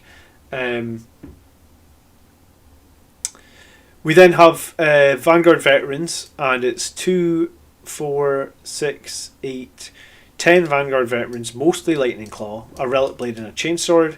And then they can be combat squadded pretty effectively. We then have 2 Invader ATVs with the Onslaught Cannons. We then have a squad of Eradicators, and we have the Whirlwind. So, interesting. Alright, so we definitely haven't seen ATVs for a while. And we definitely haven't seen them ever with Onslaught Cannons. So we guess we've got some Invader ATVs with Onslaught Cannons to blow out the chaff units. We have the Whirlwind for the fight last. We have Eradicators to pick out some armour. We have a large Vanguard Veteran squad. We have deep striking close combat Terminators. We have the Sanguine Guard. We have 2 Infiltrator squads. We have the Assault Intercessors. We have the Priest, the Librarian, and the Chaplain. So, and then Kotias. So pretty interesting list, actually. And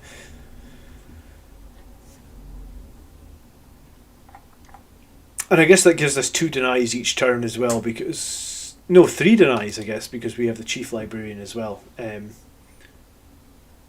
Yeah, I think there are better powers, and I think if you already have the Whirlwind mark, then there's almost no point in having Kotias have the power that removes Overwatch. I'd probably take the power that, I think it's Mental Interrogation, where you can gain command points each turn. If you're within 12 inches of an enemy character, roll 3d6, and also -1 for their... With roll 3d6, if you go over the leadership, you gain command points, and you make them -1 to hit if your army's Battleforged. I think that's way better. I mean, I do generally like the warding one, just because it gives you a second way to get a shield up on a unit that normally doesn't have an invulnerable save, which in my case is usually the Inceptor Dreadnoughts. But yeah, okay, interesting list. So let's think about it. The Invader ATVs, I mean, they're not as good as attack bikes, I guess, but you know, and they're probably not going to be picked by enemies to kill.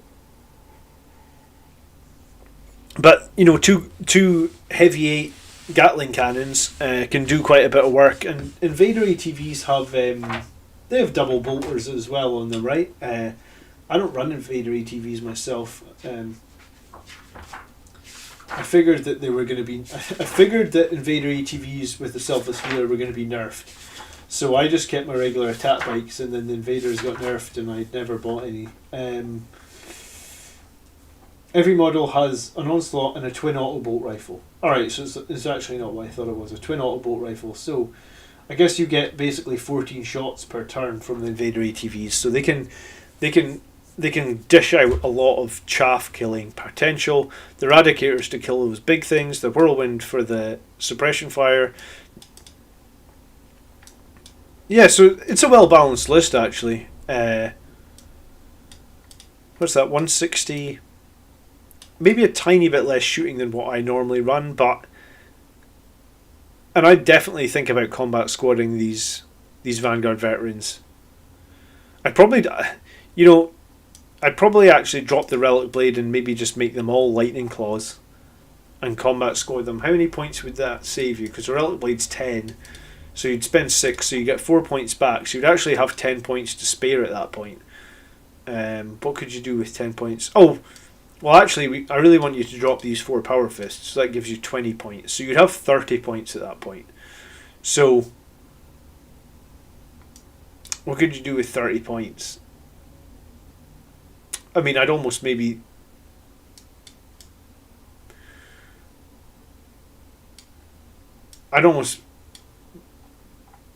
This is a battalion, so you've got plenty more elite slots.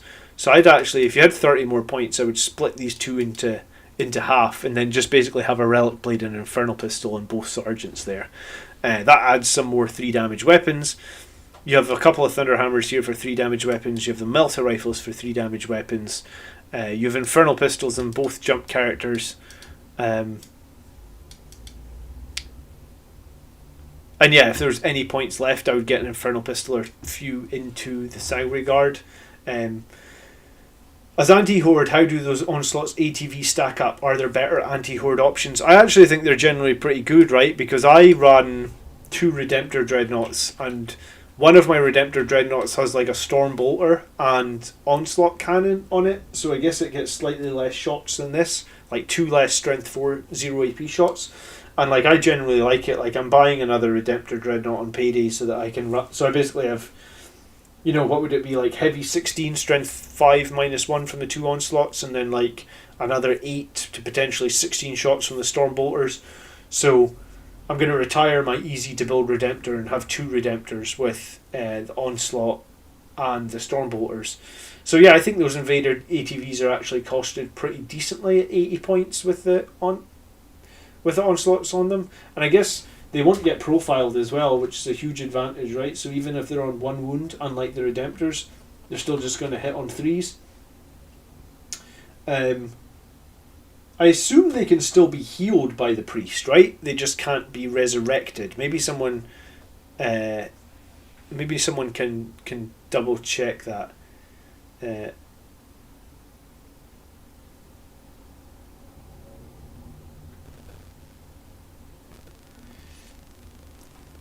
But, okay, interesting list.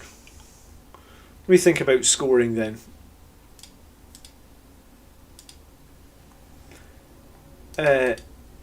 Objective holding / obsec with 2 Infiltrator Squads and an Assault Intercessor Squad. I think the 2 Infiltrator Squads give you a lot of strength use, right? So probably like 8-5. Anti-Horde. So we have the 2 Onslaughts. You know, we have a decent number of bolt guns from the Sanguine Guard as well. We do have the Whirlwind too. So maybe slightly less than some of the other lists we've looked today, but like, I think it's an 8-5. Anti-Monster and Infantry. We do have a decent number of 3 damage weapons. We could get some more with some tweaks though. We have a good number of Infernal Pistols, we've got Thunder Hammers, we've got Eradicators. And we do have a very, very strong sort of core contingent there in the middle for the Assault Terminators, the 10 Lightning Claw Vanguard Veterans, the 8 Sanguine Guard. I mean, that's a very, very strong core. So I think that's probably a 9. Mobility wise, I guess is great. Like Assault Intercessors are really going to be our only thing that are not mobile, and the Terminators are as an extent, but they are deep striking in, so I think it's like an 8-5. And then Specialization, maybe we just need to take a point or 2 off for. We probably could use a couple more 3 damage weapons, but we do have a shitload of 1 damage weapons, right? We have a lot of Lightning Claws here. We have those 2 Invader ATVs. So, yeah, I mean, like, maybe it's an 8. The ATVs can be healed, just not rezzed. Yeah, okay, so I think that's about right.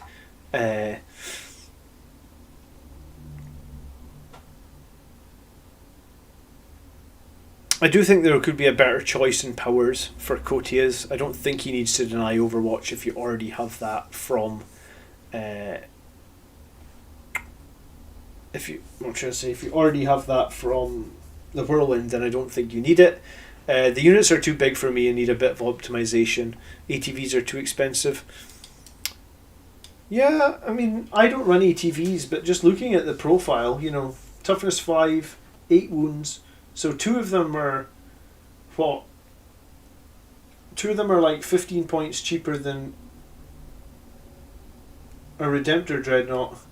I actually don't mind them at all here with the Onslaughts. I mean, are they a lot more expensive with multi-meltas? Is that why people don't run them? Fast attack, Invader ATVs. Yeah, okay. They're only 5 more points. I actually don't mind those ATVs at all. Yeah, so they can also gain the Feel No Pain from the priest as well. Right. Then yeah, I was going to say maybe I've scored it a tiny bit high, but maybe I've scored it high because there's a lot of potential here. I think a few tweaks, get a few more 3 damage weapons in. I think fix some of these like the power fists and fix this second squad. Honestly, I think just split it into 2 squads. I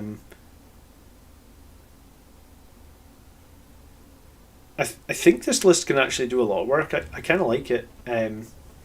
So yeah, thanks for the submission, Gareth.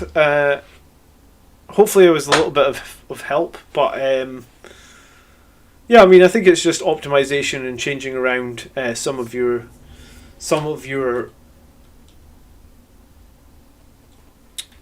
weapon choices. Does anyone else have any feedback on this list before we move on? Based on what we've talked about, but yeah, I actually, it's different, and I think it's fairly decent.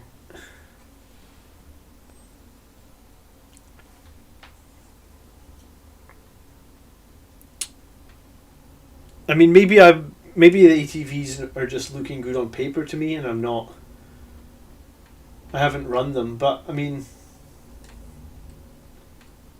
they do get 14 shots a turn at 24 inches. They do move 14, so it's very easy to position them at max range or wherever you need them to be. Yeah, I mean, you can combat squad the Vanguard Veterans at the start of the battle. I guess if people are going to do that, though, they should probably tell me that that's what they're planning. I like this list. The one thing that sticks out are Assault Intercessors are a bit meh, because mine always seem to die in no man's land. But yeah, I think it'd be a good start. I think you'd win games with it, and I think, like I said, you should try it, and then yeah, maybe just think about your psychic powers a little bit on your Inquisitor as well. I mean, he has, in that list, he had 3 free elite slots, so I think, I mean, I get what you're saying about the combat squad, but it's not like he needed to do it for his battalion, because he only had 3 elites out of potential 6. Alright, I'm back to submit a list, says Mohammed. I've already have a position in the queue. Alright, yeah, I think Mohammed sent me a new list a while after he made his initial list. Okay, so this is Mohammed's new list, and hopefully you can catch it on stream, I guess. So it is a battalion, and it's coming in at 1988 points, and we start with 2 company veterans with chainswords and storm shields. We then have the captain on the bike, who's Artisan of War, Gift of Foresight, Adamantium Mantle, Chapter Master, Storm Shield, Angel Exemplar, Thunderhammer, Warlord. Yeah, so I run pretty much exactly the same captain now, but I've saved myself 5 points by dropping the Storm Shield and taking the Infernal Pistol, and I think it's better. I mean, he's toughness 6, so do you really need to be scared of like AP -1 weapons? They're not going to wound him that often, so they're probably not going to end up firing them that often. So that would be my opinion. Maybe you can save yourself 5 points here and take up an Infernal Pistol. The Infernal Pistol gets a lot of value out of Gift of Foresight as well. We have the Librarian, who's Veil of Time, Null Zone, Psychic Fortress, and he has wings. He has a Force Axe, Psychic Mastery. That's a cool Librarian. Buffing, mobile, +1 to all psychic tests, potentially up to 3 powers a turn if you pay some CP, so he's a cool Librarian. And then the standard Sanguine Priest, this time this one has an Icon of the Angel, which I think we've seen a lot today actually. I think we've seen like 3 Sanguine Priests all with Icon of the Angel. We then look at Incursor Squads and Infiltrator Squads, and we've got 2 Incursors and 1 Infiltrators. We then have 5 Blade Guard Veterans, I assume for holding the middle of the board.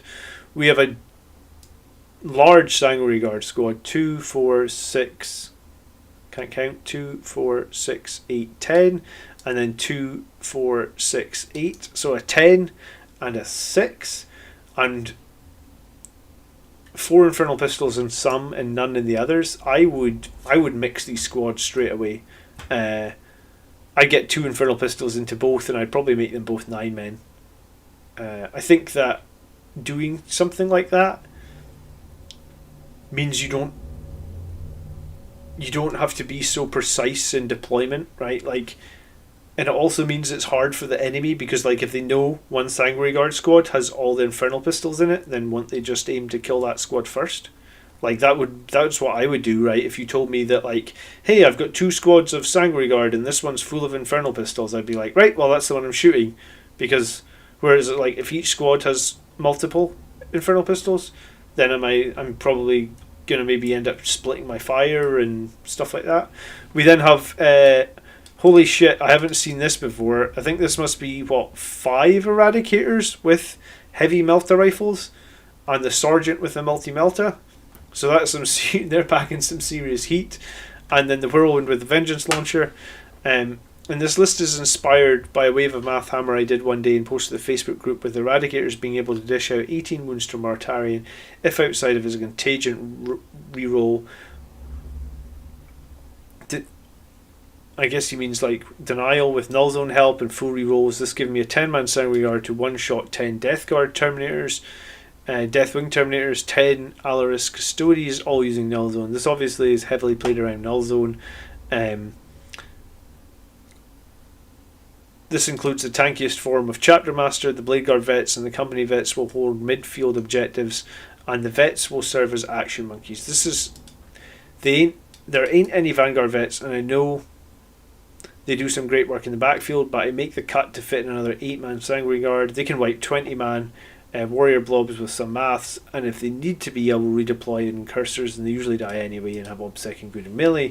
Lastly, I've taken the Whirlwind for the fight last Overwatch denial, and the important targets the Sanguine Guard will have to rush in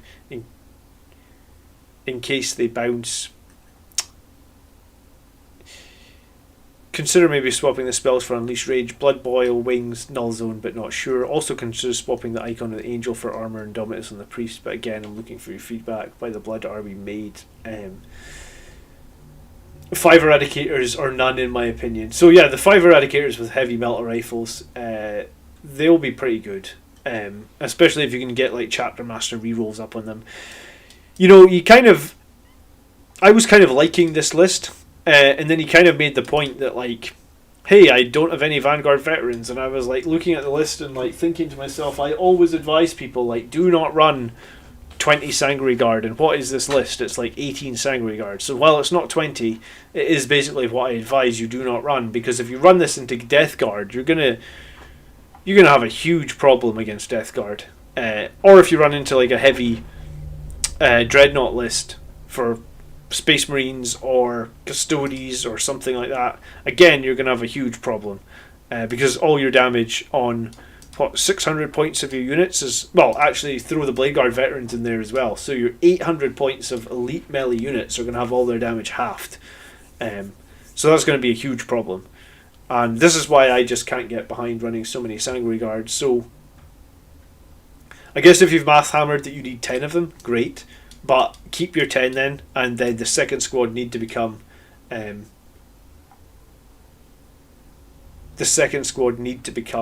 Veterans, in my opinion. Did we do the giveaway, Dolph? No, the giveaway hasn't happened, Dolph. I'm asking people to join the Discord, and we're going to do it. I'll make a post in the general room and also make a post in the members room this week. So I know that some people haven't joined Discord yet, so hopefully by the end of the stream, or by the end of today, a lot of people will have joined Discord, and we'll take it from there. So the Librarian had Veil of Time, Null Zone, and Psychic Fortress, and Wings of Sanguinius. Mark. So I mean, I like the troop choices. I like the Blade Guards to hold the middle. I like the Eradicators. I mean, I run Attack Bike Multi-Meltas, but I think Eradicators are generally really good at the moment. I think the heavy melta rifle Eradicators are amazing as well. I mean, like, if you can get them in some sort of defensible terrain, and they have a good view across 24 inches of the table, they're going to do great. But yeah, that's very true. All the shooting is in a single unit that cannot split its fire. I'm glad you're here, Tony. You're always throwing, or maybe just because your name's in blue, you and Mark confuse me in the chat sometimes, but you guys are always throwing in really good bits of knowledge. I always do say, if people have questions and I'm not around, there's some really good community members in here, and Tony and Mark are always on point with what they're talking about. So yeah, it's very true that your Eradicators cannot split fire. You literally lose half the shots.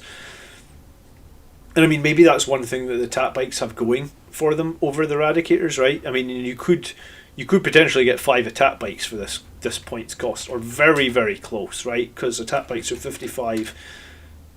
Are they? No, they're not 55. They're 165 divided by 3. Oh yeah, they're 55. So you could literally get 5 attack bikes, so a squad of 3 and a squad of 2. Do I prefer that to Eradicators? I think I probably do.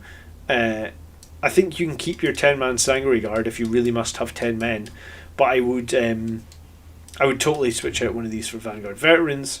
And then I don't think there's much changes that I would make. Maybe, like I said, I would get an Infernal Pistol on this captain, because I don't think he needs a Storm Shield. He's already got a 2-up save. I'd maybe take some sort of Infernal Pistol in your Librarian. Yeah, I mean, if you save 5 points for the captain, take an Infernal Pistol in your Librarian, or a Melt-A-Gun if you can fit one in. I mean, they're basically the same thing. They're similar in cost. I actually don't know if a Librarian can take a Melt-A-Gun, but you can definitely take an Infernal Pistol. I mean, the Eradicators will delete something nasty every turn. That is correct.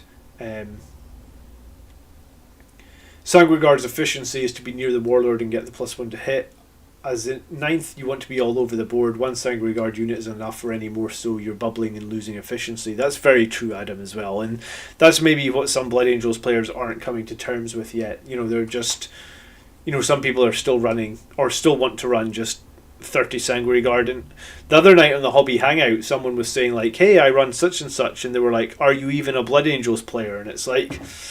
yeah, I mean, I'm a Blood Angels player. Just, I don't think 20 or 30 Sanguine Guard are the strongest options anymore. So I guess we just need to think about that a little bit when we're making lists. So it's not bad, Mohammed, but I think if this was me, I'd maybe actually run 2 smaller. Like, if you don't have attack bikes, like, but you do. If you have 5 Eradicator models, I'd argue you probably have 6, right? So could you run 2 squads of Eradicators and drop the heavy melt rifles? Would make them a little bit more mobile, and it would probably still be similar damage output because you have an extra model there. You can also split your fire a bit better. You could get rid of 1 squad of Sanguine Guard for Vanguard Veterans. Again, I guess that just gives you another option. You could switch out the captain to get an extra shot. And yeah, I would... I mean, I guess it's fine to keep the 4 Infernal Pistols if that's what you've math hammered and that's what you run, or want to run. That's decent. And yeah, Mark's saying as well, he respects the power of the Eradicators, but without a delivery method or reliable plus hit buffs, I would prefer a different anti-armor option. And I think that's one thing that I've been showing in my lists, Mark, or my battles on the live stream, right? Is like, the big advantage of the attack bikes that I find are the attack bikes have that 14-inch move, right? So it's very easy to position them precisely 24 inches away from the enemy and make your initial shots, and then use that 14-inch move in the second turn or the third turn to move to half range and then make those +2 half range damage shots. Plus, because I run my Chapter Master on a bike, then he moves the same as the attack bikes, so it's very easy for the attack bikes to keep up or to stay within 6 inches of the Chapter Master. And I pretty much, as much as my Chapter Master, and my Chapter Master is basically identical to yours, Mohammed, and hey, I didn't realise you were in the chat, but hey Mohammed, how you doing? My Chapter Master is basically identical to yours, and as much as I love having him on melee, there's so much value in those Chapter Master rerolls, right? Like, I had a Redemptor Dreadnought with 1 wound left. Like, 1 friggin' wound left. So he was basically only hitting on 5s. And we're in the middle of the board, and I threw the Chapter Master rerolls on him. And, like, he ended up like, killing a Rhino and, like, killing, like, 3 other models. And, like, just being able to reroll everything, even when he was only hitting on 5s, was actually really still very decent. So the Chapter Master rerolls on those mobile bikes, again, is very, very decent, and it synergizes well. And yeah, I mean, the Eradicators don't have that synergy. It's not like the last edition where you can just have a captain hang out next to you shooting units to buff them. I mean, that did happen last edition, but it just doesn't happen anymore. So I'm totally get the feedback. Just finished up 6 multi-metal attack bikes, and I see what you mean by the 18 Vanguard Veterans. Okay, and the Eradicators is for Mortarion, but the Combat Squads is a good idea.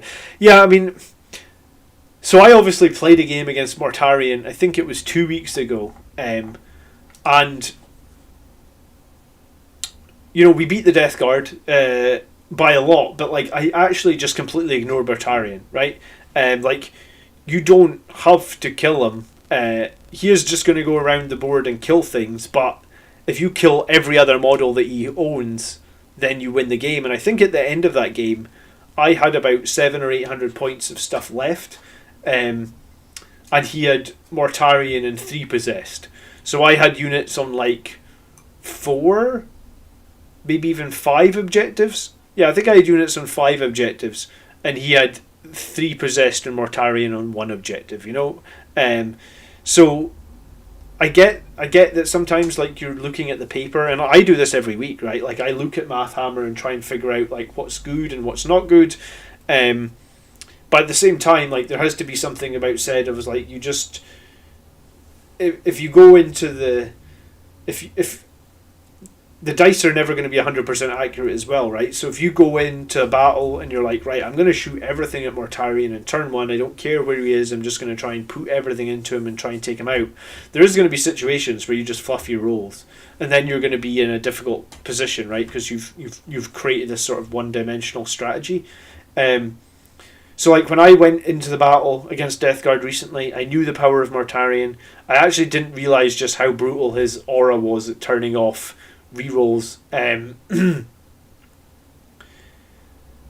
Mortarion was played weirdly that game, and I think in the next game, hopefully he'll use him a bit more aggressively. But I think the interesting thing for me was like I knew the power of Mortarion, and what I did in the early game, and I didn't know his strategy. Right. He was he was running Mortarion into my deployment zone to get points for like Linebreaker and Psychic Ritual, I think is the one, or I think it's Psychic Ritual. But regardless, I didn't know what his strategy was, but like I looked across the board at what he had, and I was like, right, he's got Plague Burst Crawlers. They're going to do a lot of damage to me every turn they're left alive. He's got a Demon Prince that's ridiculously strong in melee.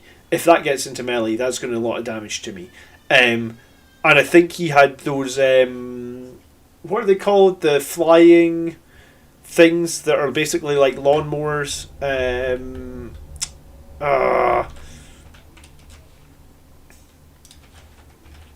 Someone's going to know what they are. They're not just called Plague Spitters, are they? Let me bring up the Death Guard. I guess they don't come under Xenos. This shows you that I never look these guys up. What do they? Where's Chaos? Oh, Armies of Chaos. Sorry, I couldn't see it. Death Guard. He had the bloat drones. That's the one, right?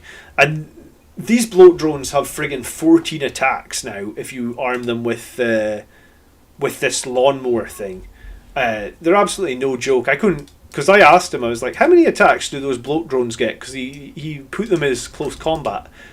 And he was like, 14. I was like, what? Like, literally 14 attacks with the Flesh Mower? Because each time you make a hit with this weapon, you make 3 hits. Yeah, so he gets, 14 strength 7 minus 2 damage hits. This is why Death Guard are winning tournaments, right? This is kind of ridiculous. I couldn't believe he got 14 attacks with it. I think he must have had +1 attacks when he charged or something. I don't actually know how he got to how he got an additional attack or how he got to 14. Maybe it wasn't 14. Maybe it was 12. But anyway, so he had 2 of these. He had 2 Plague Burst Crawlers and he had Demon Prince. And I just made the call where I was like, if I kill all those things, I feel a lot less worried. Like Mortarion on his own, he's just one model. So if I went all in on Mortarion and killed him, that's great. I'm going to take return fire from both Plague Burst Crawlers. I'm going to get chewed up by those bloat drones. If the Demon Prince gets in, it's going to be really scary. So I just made the decision at that point where it was like, I think I can kill those other things with a much higher probability than I can kill Mortarion. So I'm going to kill all those other things, and then we'll worry about Mortarion afterwards. And very much what happened in that game was, like I said, I was on 5 objectives and he had Mortarion on 1. And yes, Mortarion was murdering everything around one objective, but it didn't bother me at all, right? Because I controlled the rest of the map and I just had troops hanging out. Nothing made it more than... Maybe it was 12 then, Illid. I don't remember. I kind of thought in my head it was 14. But yeah, it's a lot of attacks. A lot of Strength 7 attacks, and generally pretty scary. I'd have to go watch the battle report, and maybe we made a mistake. I mean, mistakes do happen on our live stream. So, okay, so let's have a score, and we'll score it as is, and hopefully we've given you a lot of feedback on how you could make this better. Alright, so we start with our troops, and we do have those 3 Phobos units, so I guess it is a nice solid 8-5 coming in there. Anti-infantry, we have... We'll score of what you've got here, and then I guess if you want to make changes in the future, that's fine. So for anti-infantry at the moment, we just really have the Whirlwind and the Sanguine Guard bolters, so it's a little bit weaker. And I mean, we can kill infantry and stuff with our Sanguine Guard, but we don't really want to be doing that. But I mean, it is possible. We then have anti-vehicle monster, and I guess your Eradicators are going to do a ton of work, and in most cases your Sanguine Guard will do a ton of work. And like, you've math hammered out the fact that you could kill Mortarion in a single turn here with Null Zone, so let's take that into account. And let's say that your anti-monster is like 9.5 as it is, but we are going to score you down a bit when it comes to specialization because of some of the problems that we've just talked about. For mobility, though, I mean, the list is super mobile. The only thing that is not mobile is there's Eradicators, so again, like 8.5. Oh, that's not 8.5, that's 8.5. And then, yeah, the final thing is specialization. So I think it's like an 8 for specialization based on, your Eradicators are a bit one-dimensional at the moment. There's 2 Sanguine Guard in there, which again is a little bit one-dimensional. It maybe even pushes 7.5. Like... we'll give you 8, but I think it's maybe even 7.5. And Alex in the chat is saying 41. I mean, it's subjective, right? Like, on one day I might rate somebody 7.5, and the next day I rate someone 8. Like, I'm not infallible, and that's roughly what I think. So I think there's some improvements you can definitely make there, and it sounds from the chat that you have some of the models that you could do, and I would totally make the improvements. And as much as I would love to kill Mortarion when I'm playing against the Death Guard in the first turn, I mean, like, it's kind of like threat overload, and bear in mind as well, we have stratagems that can tie Mortarion up, for example, right? Like, imagine if your Sanguine Guard got into combat with Mortarion, and then you managed to run in like one of your characters, and I don't remember what characters you had here, but you could essentially like throw your captain and the bike in against Mortarion and then just turn on Angel Sacrifice or something, right? So it's like Mortarion needs to waste a whole turn attacking your captain, and maybe he doesn't even kill the captain, right? Because the captain's pretty survivable with Gift of Foresight and this 4+ invulnerable save. So great list today, actually. Will and Alex, you guys were very much top of the pack today, but overall, I mean, the lists were all pretty good today. A lot of people, I guess, watching the streams and learning a lot about Blood Angels now. And recently, I think it was Goonhammer that said that Blood Angels were like bottom of tier 2. Well, I don't feel we are. I feel like we're still pretty decent. Maybe as more books come out, we might fall a little bit further behind. But I think played right, our lists right now can be pretty strong. And yeah, speaking of lists and stuff, what I do have, and I know that some of you guys... some of you guys joined Discord, and you should totally join the Discord because we are going to be giving away... Oh, look, loads of people are joining Discord today. Cool. So, thanks for joining. And we are going to be giving away a couple of models this week. But here, I actually have a list, an Eldar list. Let me just quickly change it because apparently it didn't go up as a text file. I'll put it here as well, so you guys can grab this if you want. But yeah, we are live tomorrow night. Let me just, well, it's in Discord anyway now, so you can see it. But let me put it up here. So we're live tomorrow night, and that will be live. I think we're live tomorrow at 7:30 on the Monday night show. And tomorrow night we are playing Craft World Eldar, and we haven't played Eldar on the channel for a while. It was one of the first battle reports we ever did on the channel was Eldar. So yeah, we haven't played Eldar in ages. Yeah, I mean they don't actually have their new codex yet, do they? But still, let me see, because I have a playlist called Battle Reports, right? Battle Reports. We last played Eldar. There, here, yeah. Does it not tell you when it was? All right, so we played Eldar on the 17th of November. So I guess we haven't played Eldar in like 6 months. Yeah, pretty much. I think it was 6 months yesterday. So, yeah, we haven't played Eldar in 6 months. So we're going to play Eldar tomorrow night. Blood Angels are tier 1. They are Space Marines and their strats synergize so well. Bottom of tier 2 is good. Tier 1 was no bad matchups. Tier 2 was good in general, but not good against everything. And tier 3 was okay. Eldar are a joke at the moment. Well, hopefully, hopefully I don't mess up my win streak tomorrow night then. I feel confident. I've played Kev a few times recently, and I think I honestly don't remember the last time Kev beat me. Kev hasn't played on the stream for a while either, so he might be a little bit nervous. Hopefully, I'm making less mistakes now, so I'm less nervous on stream as well. So, yeah, tomorrow we're playing against Eldar. We have an Orarch, we have the Farseer, we have a Warlock, we then have Dire Avengers, looks like 2 10-man squads. We have Guardian Defenders, so actually quite a lot of troops here. Heavy support, we've got a bunch of D cannons. We have Warwalkers with star cannons. We have Warp Hunters. I actually have no idea what a Warp Hunter is. So let me Google that real quick. Warp Hunter? Apparently Games Workshop doesn't know what a Warp Hunter is either. Let me put it into the Russian site. Oh, so it's some sort of like Eldar. I was going to say, is it a tank or is it a walker?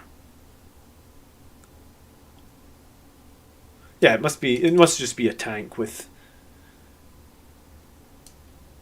heavy 12. Sorry, heavy 3, strength 12, minus 6, d6. So it's got some pretty nasty weapons on it actually. The Warp Hunter. Is that a Forge World model or is it just a conversion? And then I guess 4 Wave Serpents. So this is a pretty interesting list. Are each of the troop choices going to be in a Wave Serpent? I don't know, but Wave Serpents are no laughing matter. They're generally, their cannons, I find their cannons to be pretty decent. I just need to double check. Yeah, because when you roll a 6 on your wound roll, it makes the AP minus 3 rather than 0, and that can become a bit of a surprise when you just get these random AP3 comes going in. The Warp Hunter is the Grav Tank, Forge World made, not GW. Okay, so yeah, sorry. Let's. So that's what's happening tomorrow night, and that's happening at 7:30. You'll see a notification for it later tonight. And yeah, if you don't have your notifications turned on, guys, because I didn't even realize how notifications really work. But let me go into another channel, and if you are subscribed to another channel, you see this little bell here. You're supposed to click the bell, and if you change it to all, then you should get pop-ups on your phones and stuff when we go live. So that should help you see when we go live. But yeah, so this is going to happen tomorrow night, 7:30. And it should be a pretty cool game. We do have the new terrain arrived, so we've got new battle mat, we've got new terrain, and I think we're going to have Andrew doing our cameraman angle, so it should be a pretty cool stream. So feel free to join us 7:30 tomorrow night. And any Eldar can be gun nasty with the right psychic buffs. Yeah, they do get psychic buffs, and he's also got that Master Crafter thing, which I believe, Expert Crafters is the one that lets him reroll 1 hit 1 wound, 1 save every single unit that fires or something. It's pretty strong. When a unit is fires Overwatch or is chosen to shoot or fight, it can reroll a single hit and you can reroll a single wound. Yeah. So it means that every single unit that he shoots, he can reroll 1 hit and 1 wound, which is pretty good on some of those nastier cannons, right? I thought it was really strong last time we played. He actually used Mastercrafter in this battle. And yeah, this is the battle I used a Storm Raven. Yeah, it didn't do well at all. But and yeah, he's got some, he's got Doom and he's got Guide. Kev's a pretty veteran player, but I usually do decent against him. So that was this week's list. So thanks so much for watching. And next week, let's see who's up next week. We have James Bullock, we have Matt Grounds, we have Simon Canelon, and we have Tom McPherson. And then I guess we'll grab one other person out of the 2 weeks ahead list and bring them in there. Who's got the latest date? It'll be Ryan Carr. Yeah, does that look right? Okay. So, and next week it will be Ryan. So these are the lists that we'll go over next week as well. So, and then after that, I guess 2 weeks ahead, we're going over Jason, Big Chief, Kevlar M. I think Kevlar sent me a new list today, and Sam, but you know what? We'll bring in Zacharis as well. So that's what we'll do in 2 weeks, and then there are some people in folders a bit further back, and we'll get to you guys. You won't be this far away because 3 weeks and 4 weeks are empty. So, we'll keep going. We're always here every weekend. And no, thanks so much for hanging out, guys. It means a lot, and I mean, the support we've actually had on the live stream the last few weeks, like the live battle, has been really amazing as well. And I want to just keep making the live battles better. So I don't know how we're going to do that, but the plan is to just keep making the live battles better. One of the things we want to do as well is you'll notice a few differences in the battle room. We got like a nice big banner up to sort of make it look a little bit more professional. So we're gonna keep working on it, and we're gonna keep winning on the live stream. And when we eventually do lose on the live stream, then I'll stop talking about win streaks. But for the moment, the aim is to get to 11. The aim is to get to 11 wins in a row. We're going to have this battle this week for, I forget, is this battle going to be 8 wins? I think so. I think this battle is going to be 8 wins in a row. And then I think we're going to try and battle Death Guard again for 10 wins in a row. And this time I'm going to tell him to be more aggressive with Mortarion and see how we do against that. I think Death Guard are one of the strongest factions to fight against at the moment. They're the one that scares me the most, I think. Like, they just have so many ways of making your toughness crap. They can spit out a ton of mortal wounds, and then Mortarion and the Death Shroud, I mean, it's just all so scary. And then the Taliman, I believe, with the Fight Last Relic as well, is super annoying. So hopefully we'll see some of you guys there. Have a great rest of your Sunday. And thanks again for watching, guys. I really appreciate it. And if you do want to submit a list to me, then you can do that over in the community tab, and you can do that anytime, really. Just drop me a message. And yeah, so last thing then, the bikes that we're giving away this week. What I'll do is I'll put a post in Discord, and what I'll ask you to do is I'll ask you to type a specific phrase. Pray no one starts a Sagari streak, that will end fast. I'll ask you to type a specific phrase in Discord so I can search it, and if you want to win a bike, I'll ask you to type this phrase. I'll gather up everybody that wants to win a bike, and then we'll get them. Then we'll do a giveaway later this week. So keep an eye out for that, and I'll tag the channels when I do it as well, so you'll have time to see it, and you'll have a few days to type the phrase, and we'll get everybody added. So, all right. I'm going to take off, so I will see you, the rest of you guys, soon. Hopefully catch some of you tomorrow at the live game, kicking off at 7:30. And by the blood are we made, brothers. Good evening. Peace.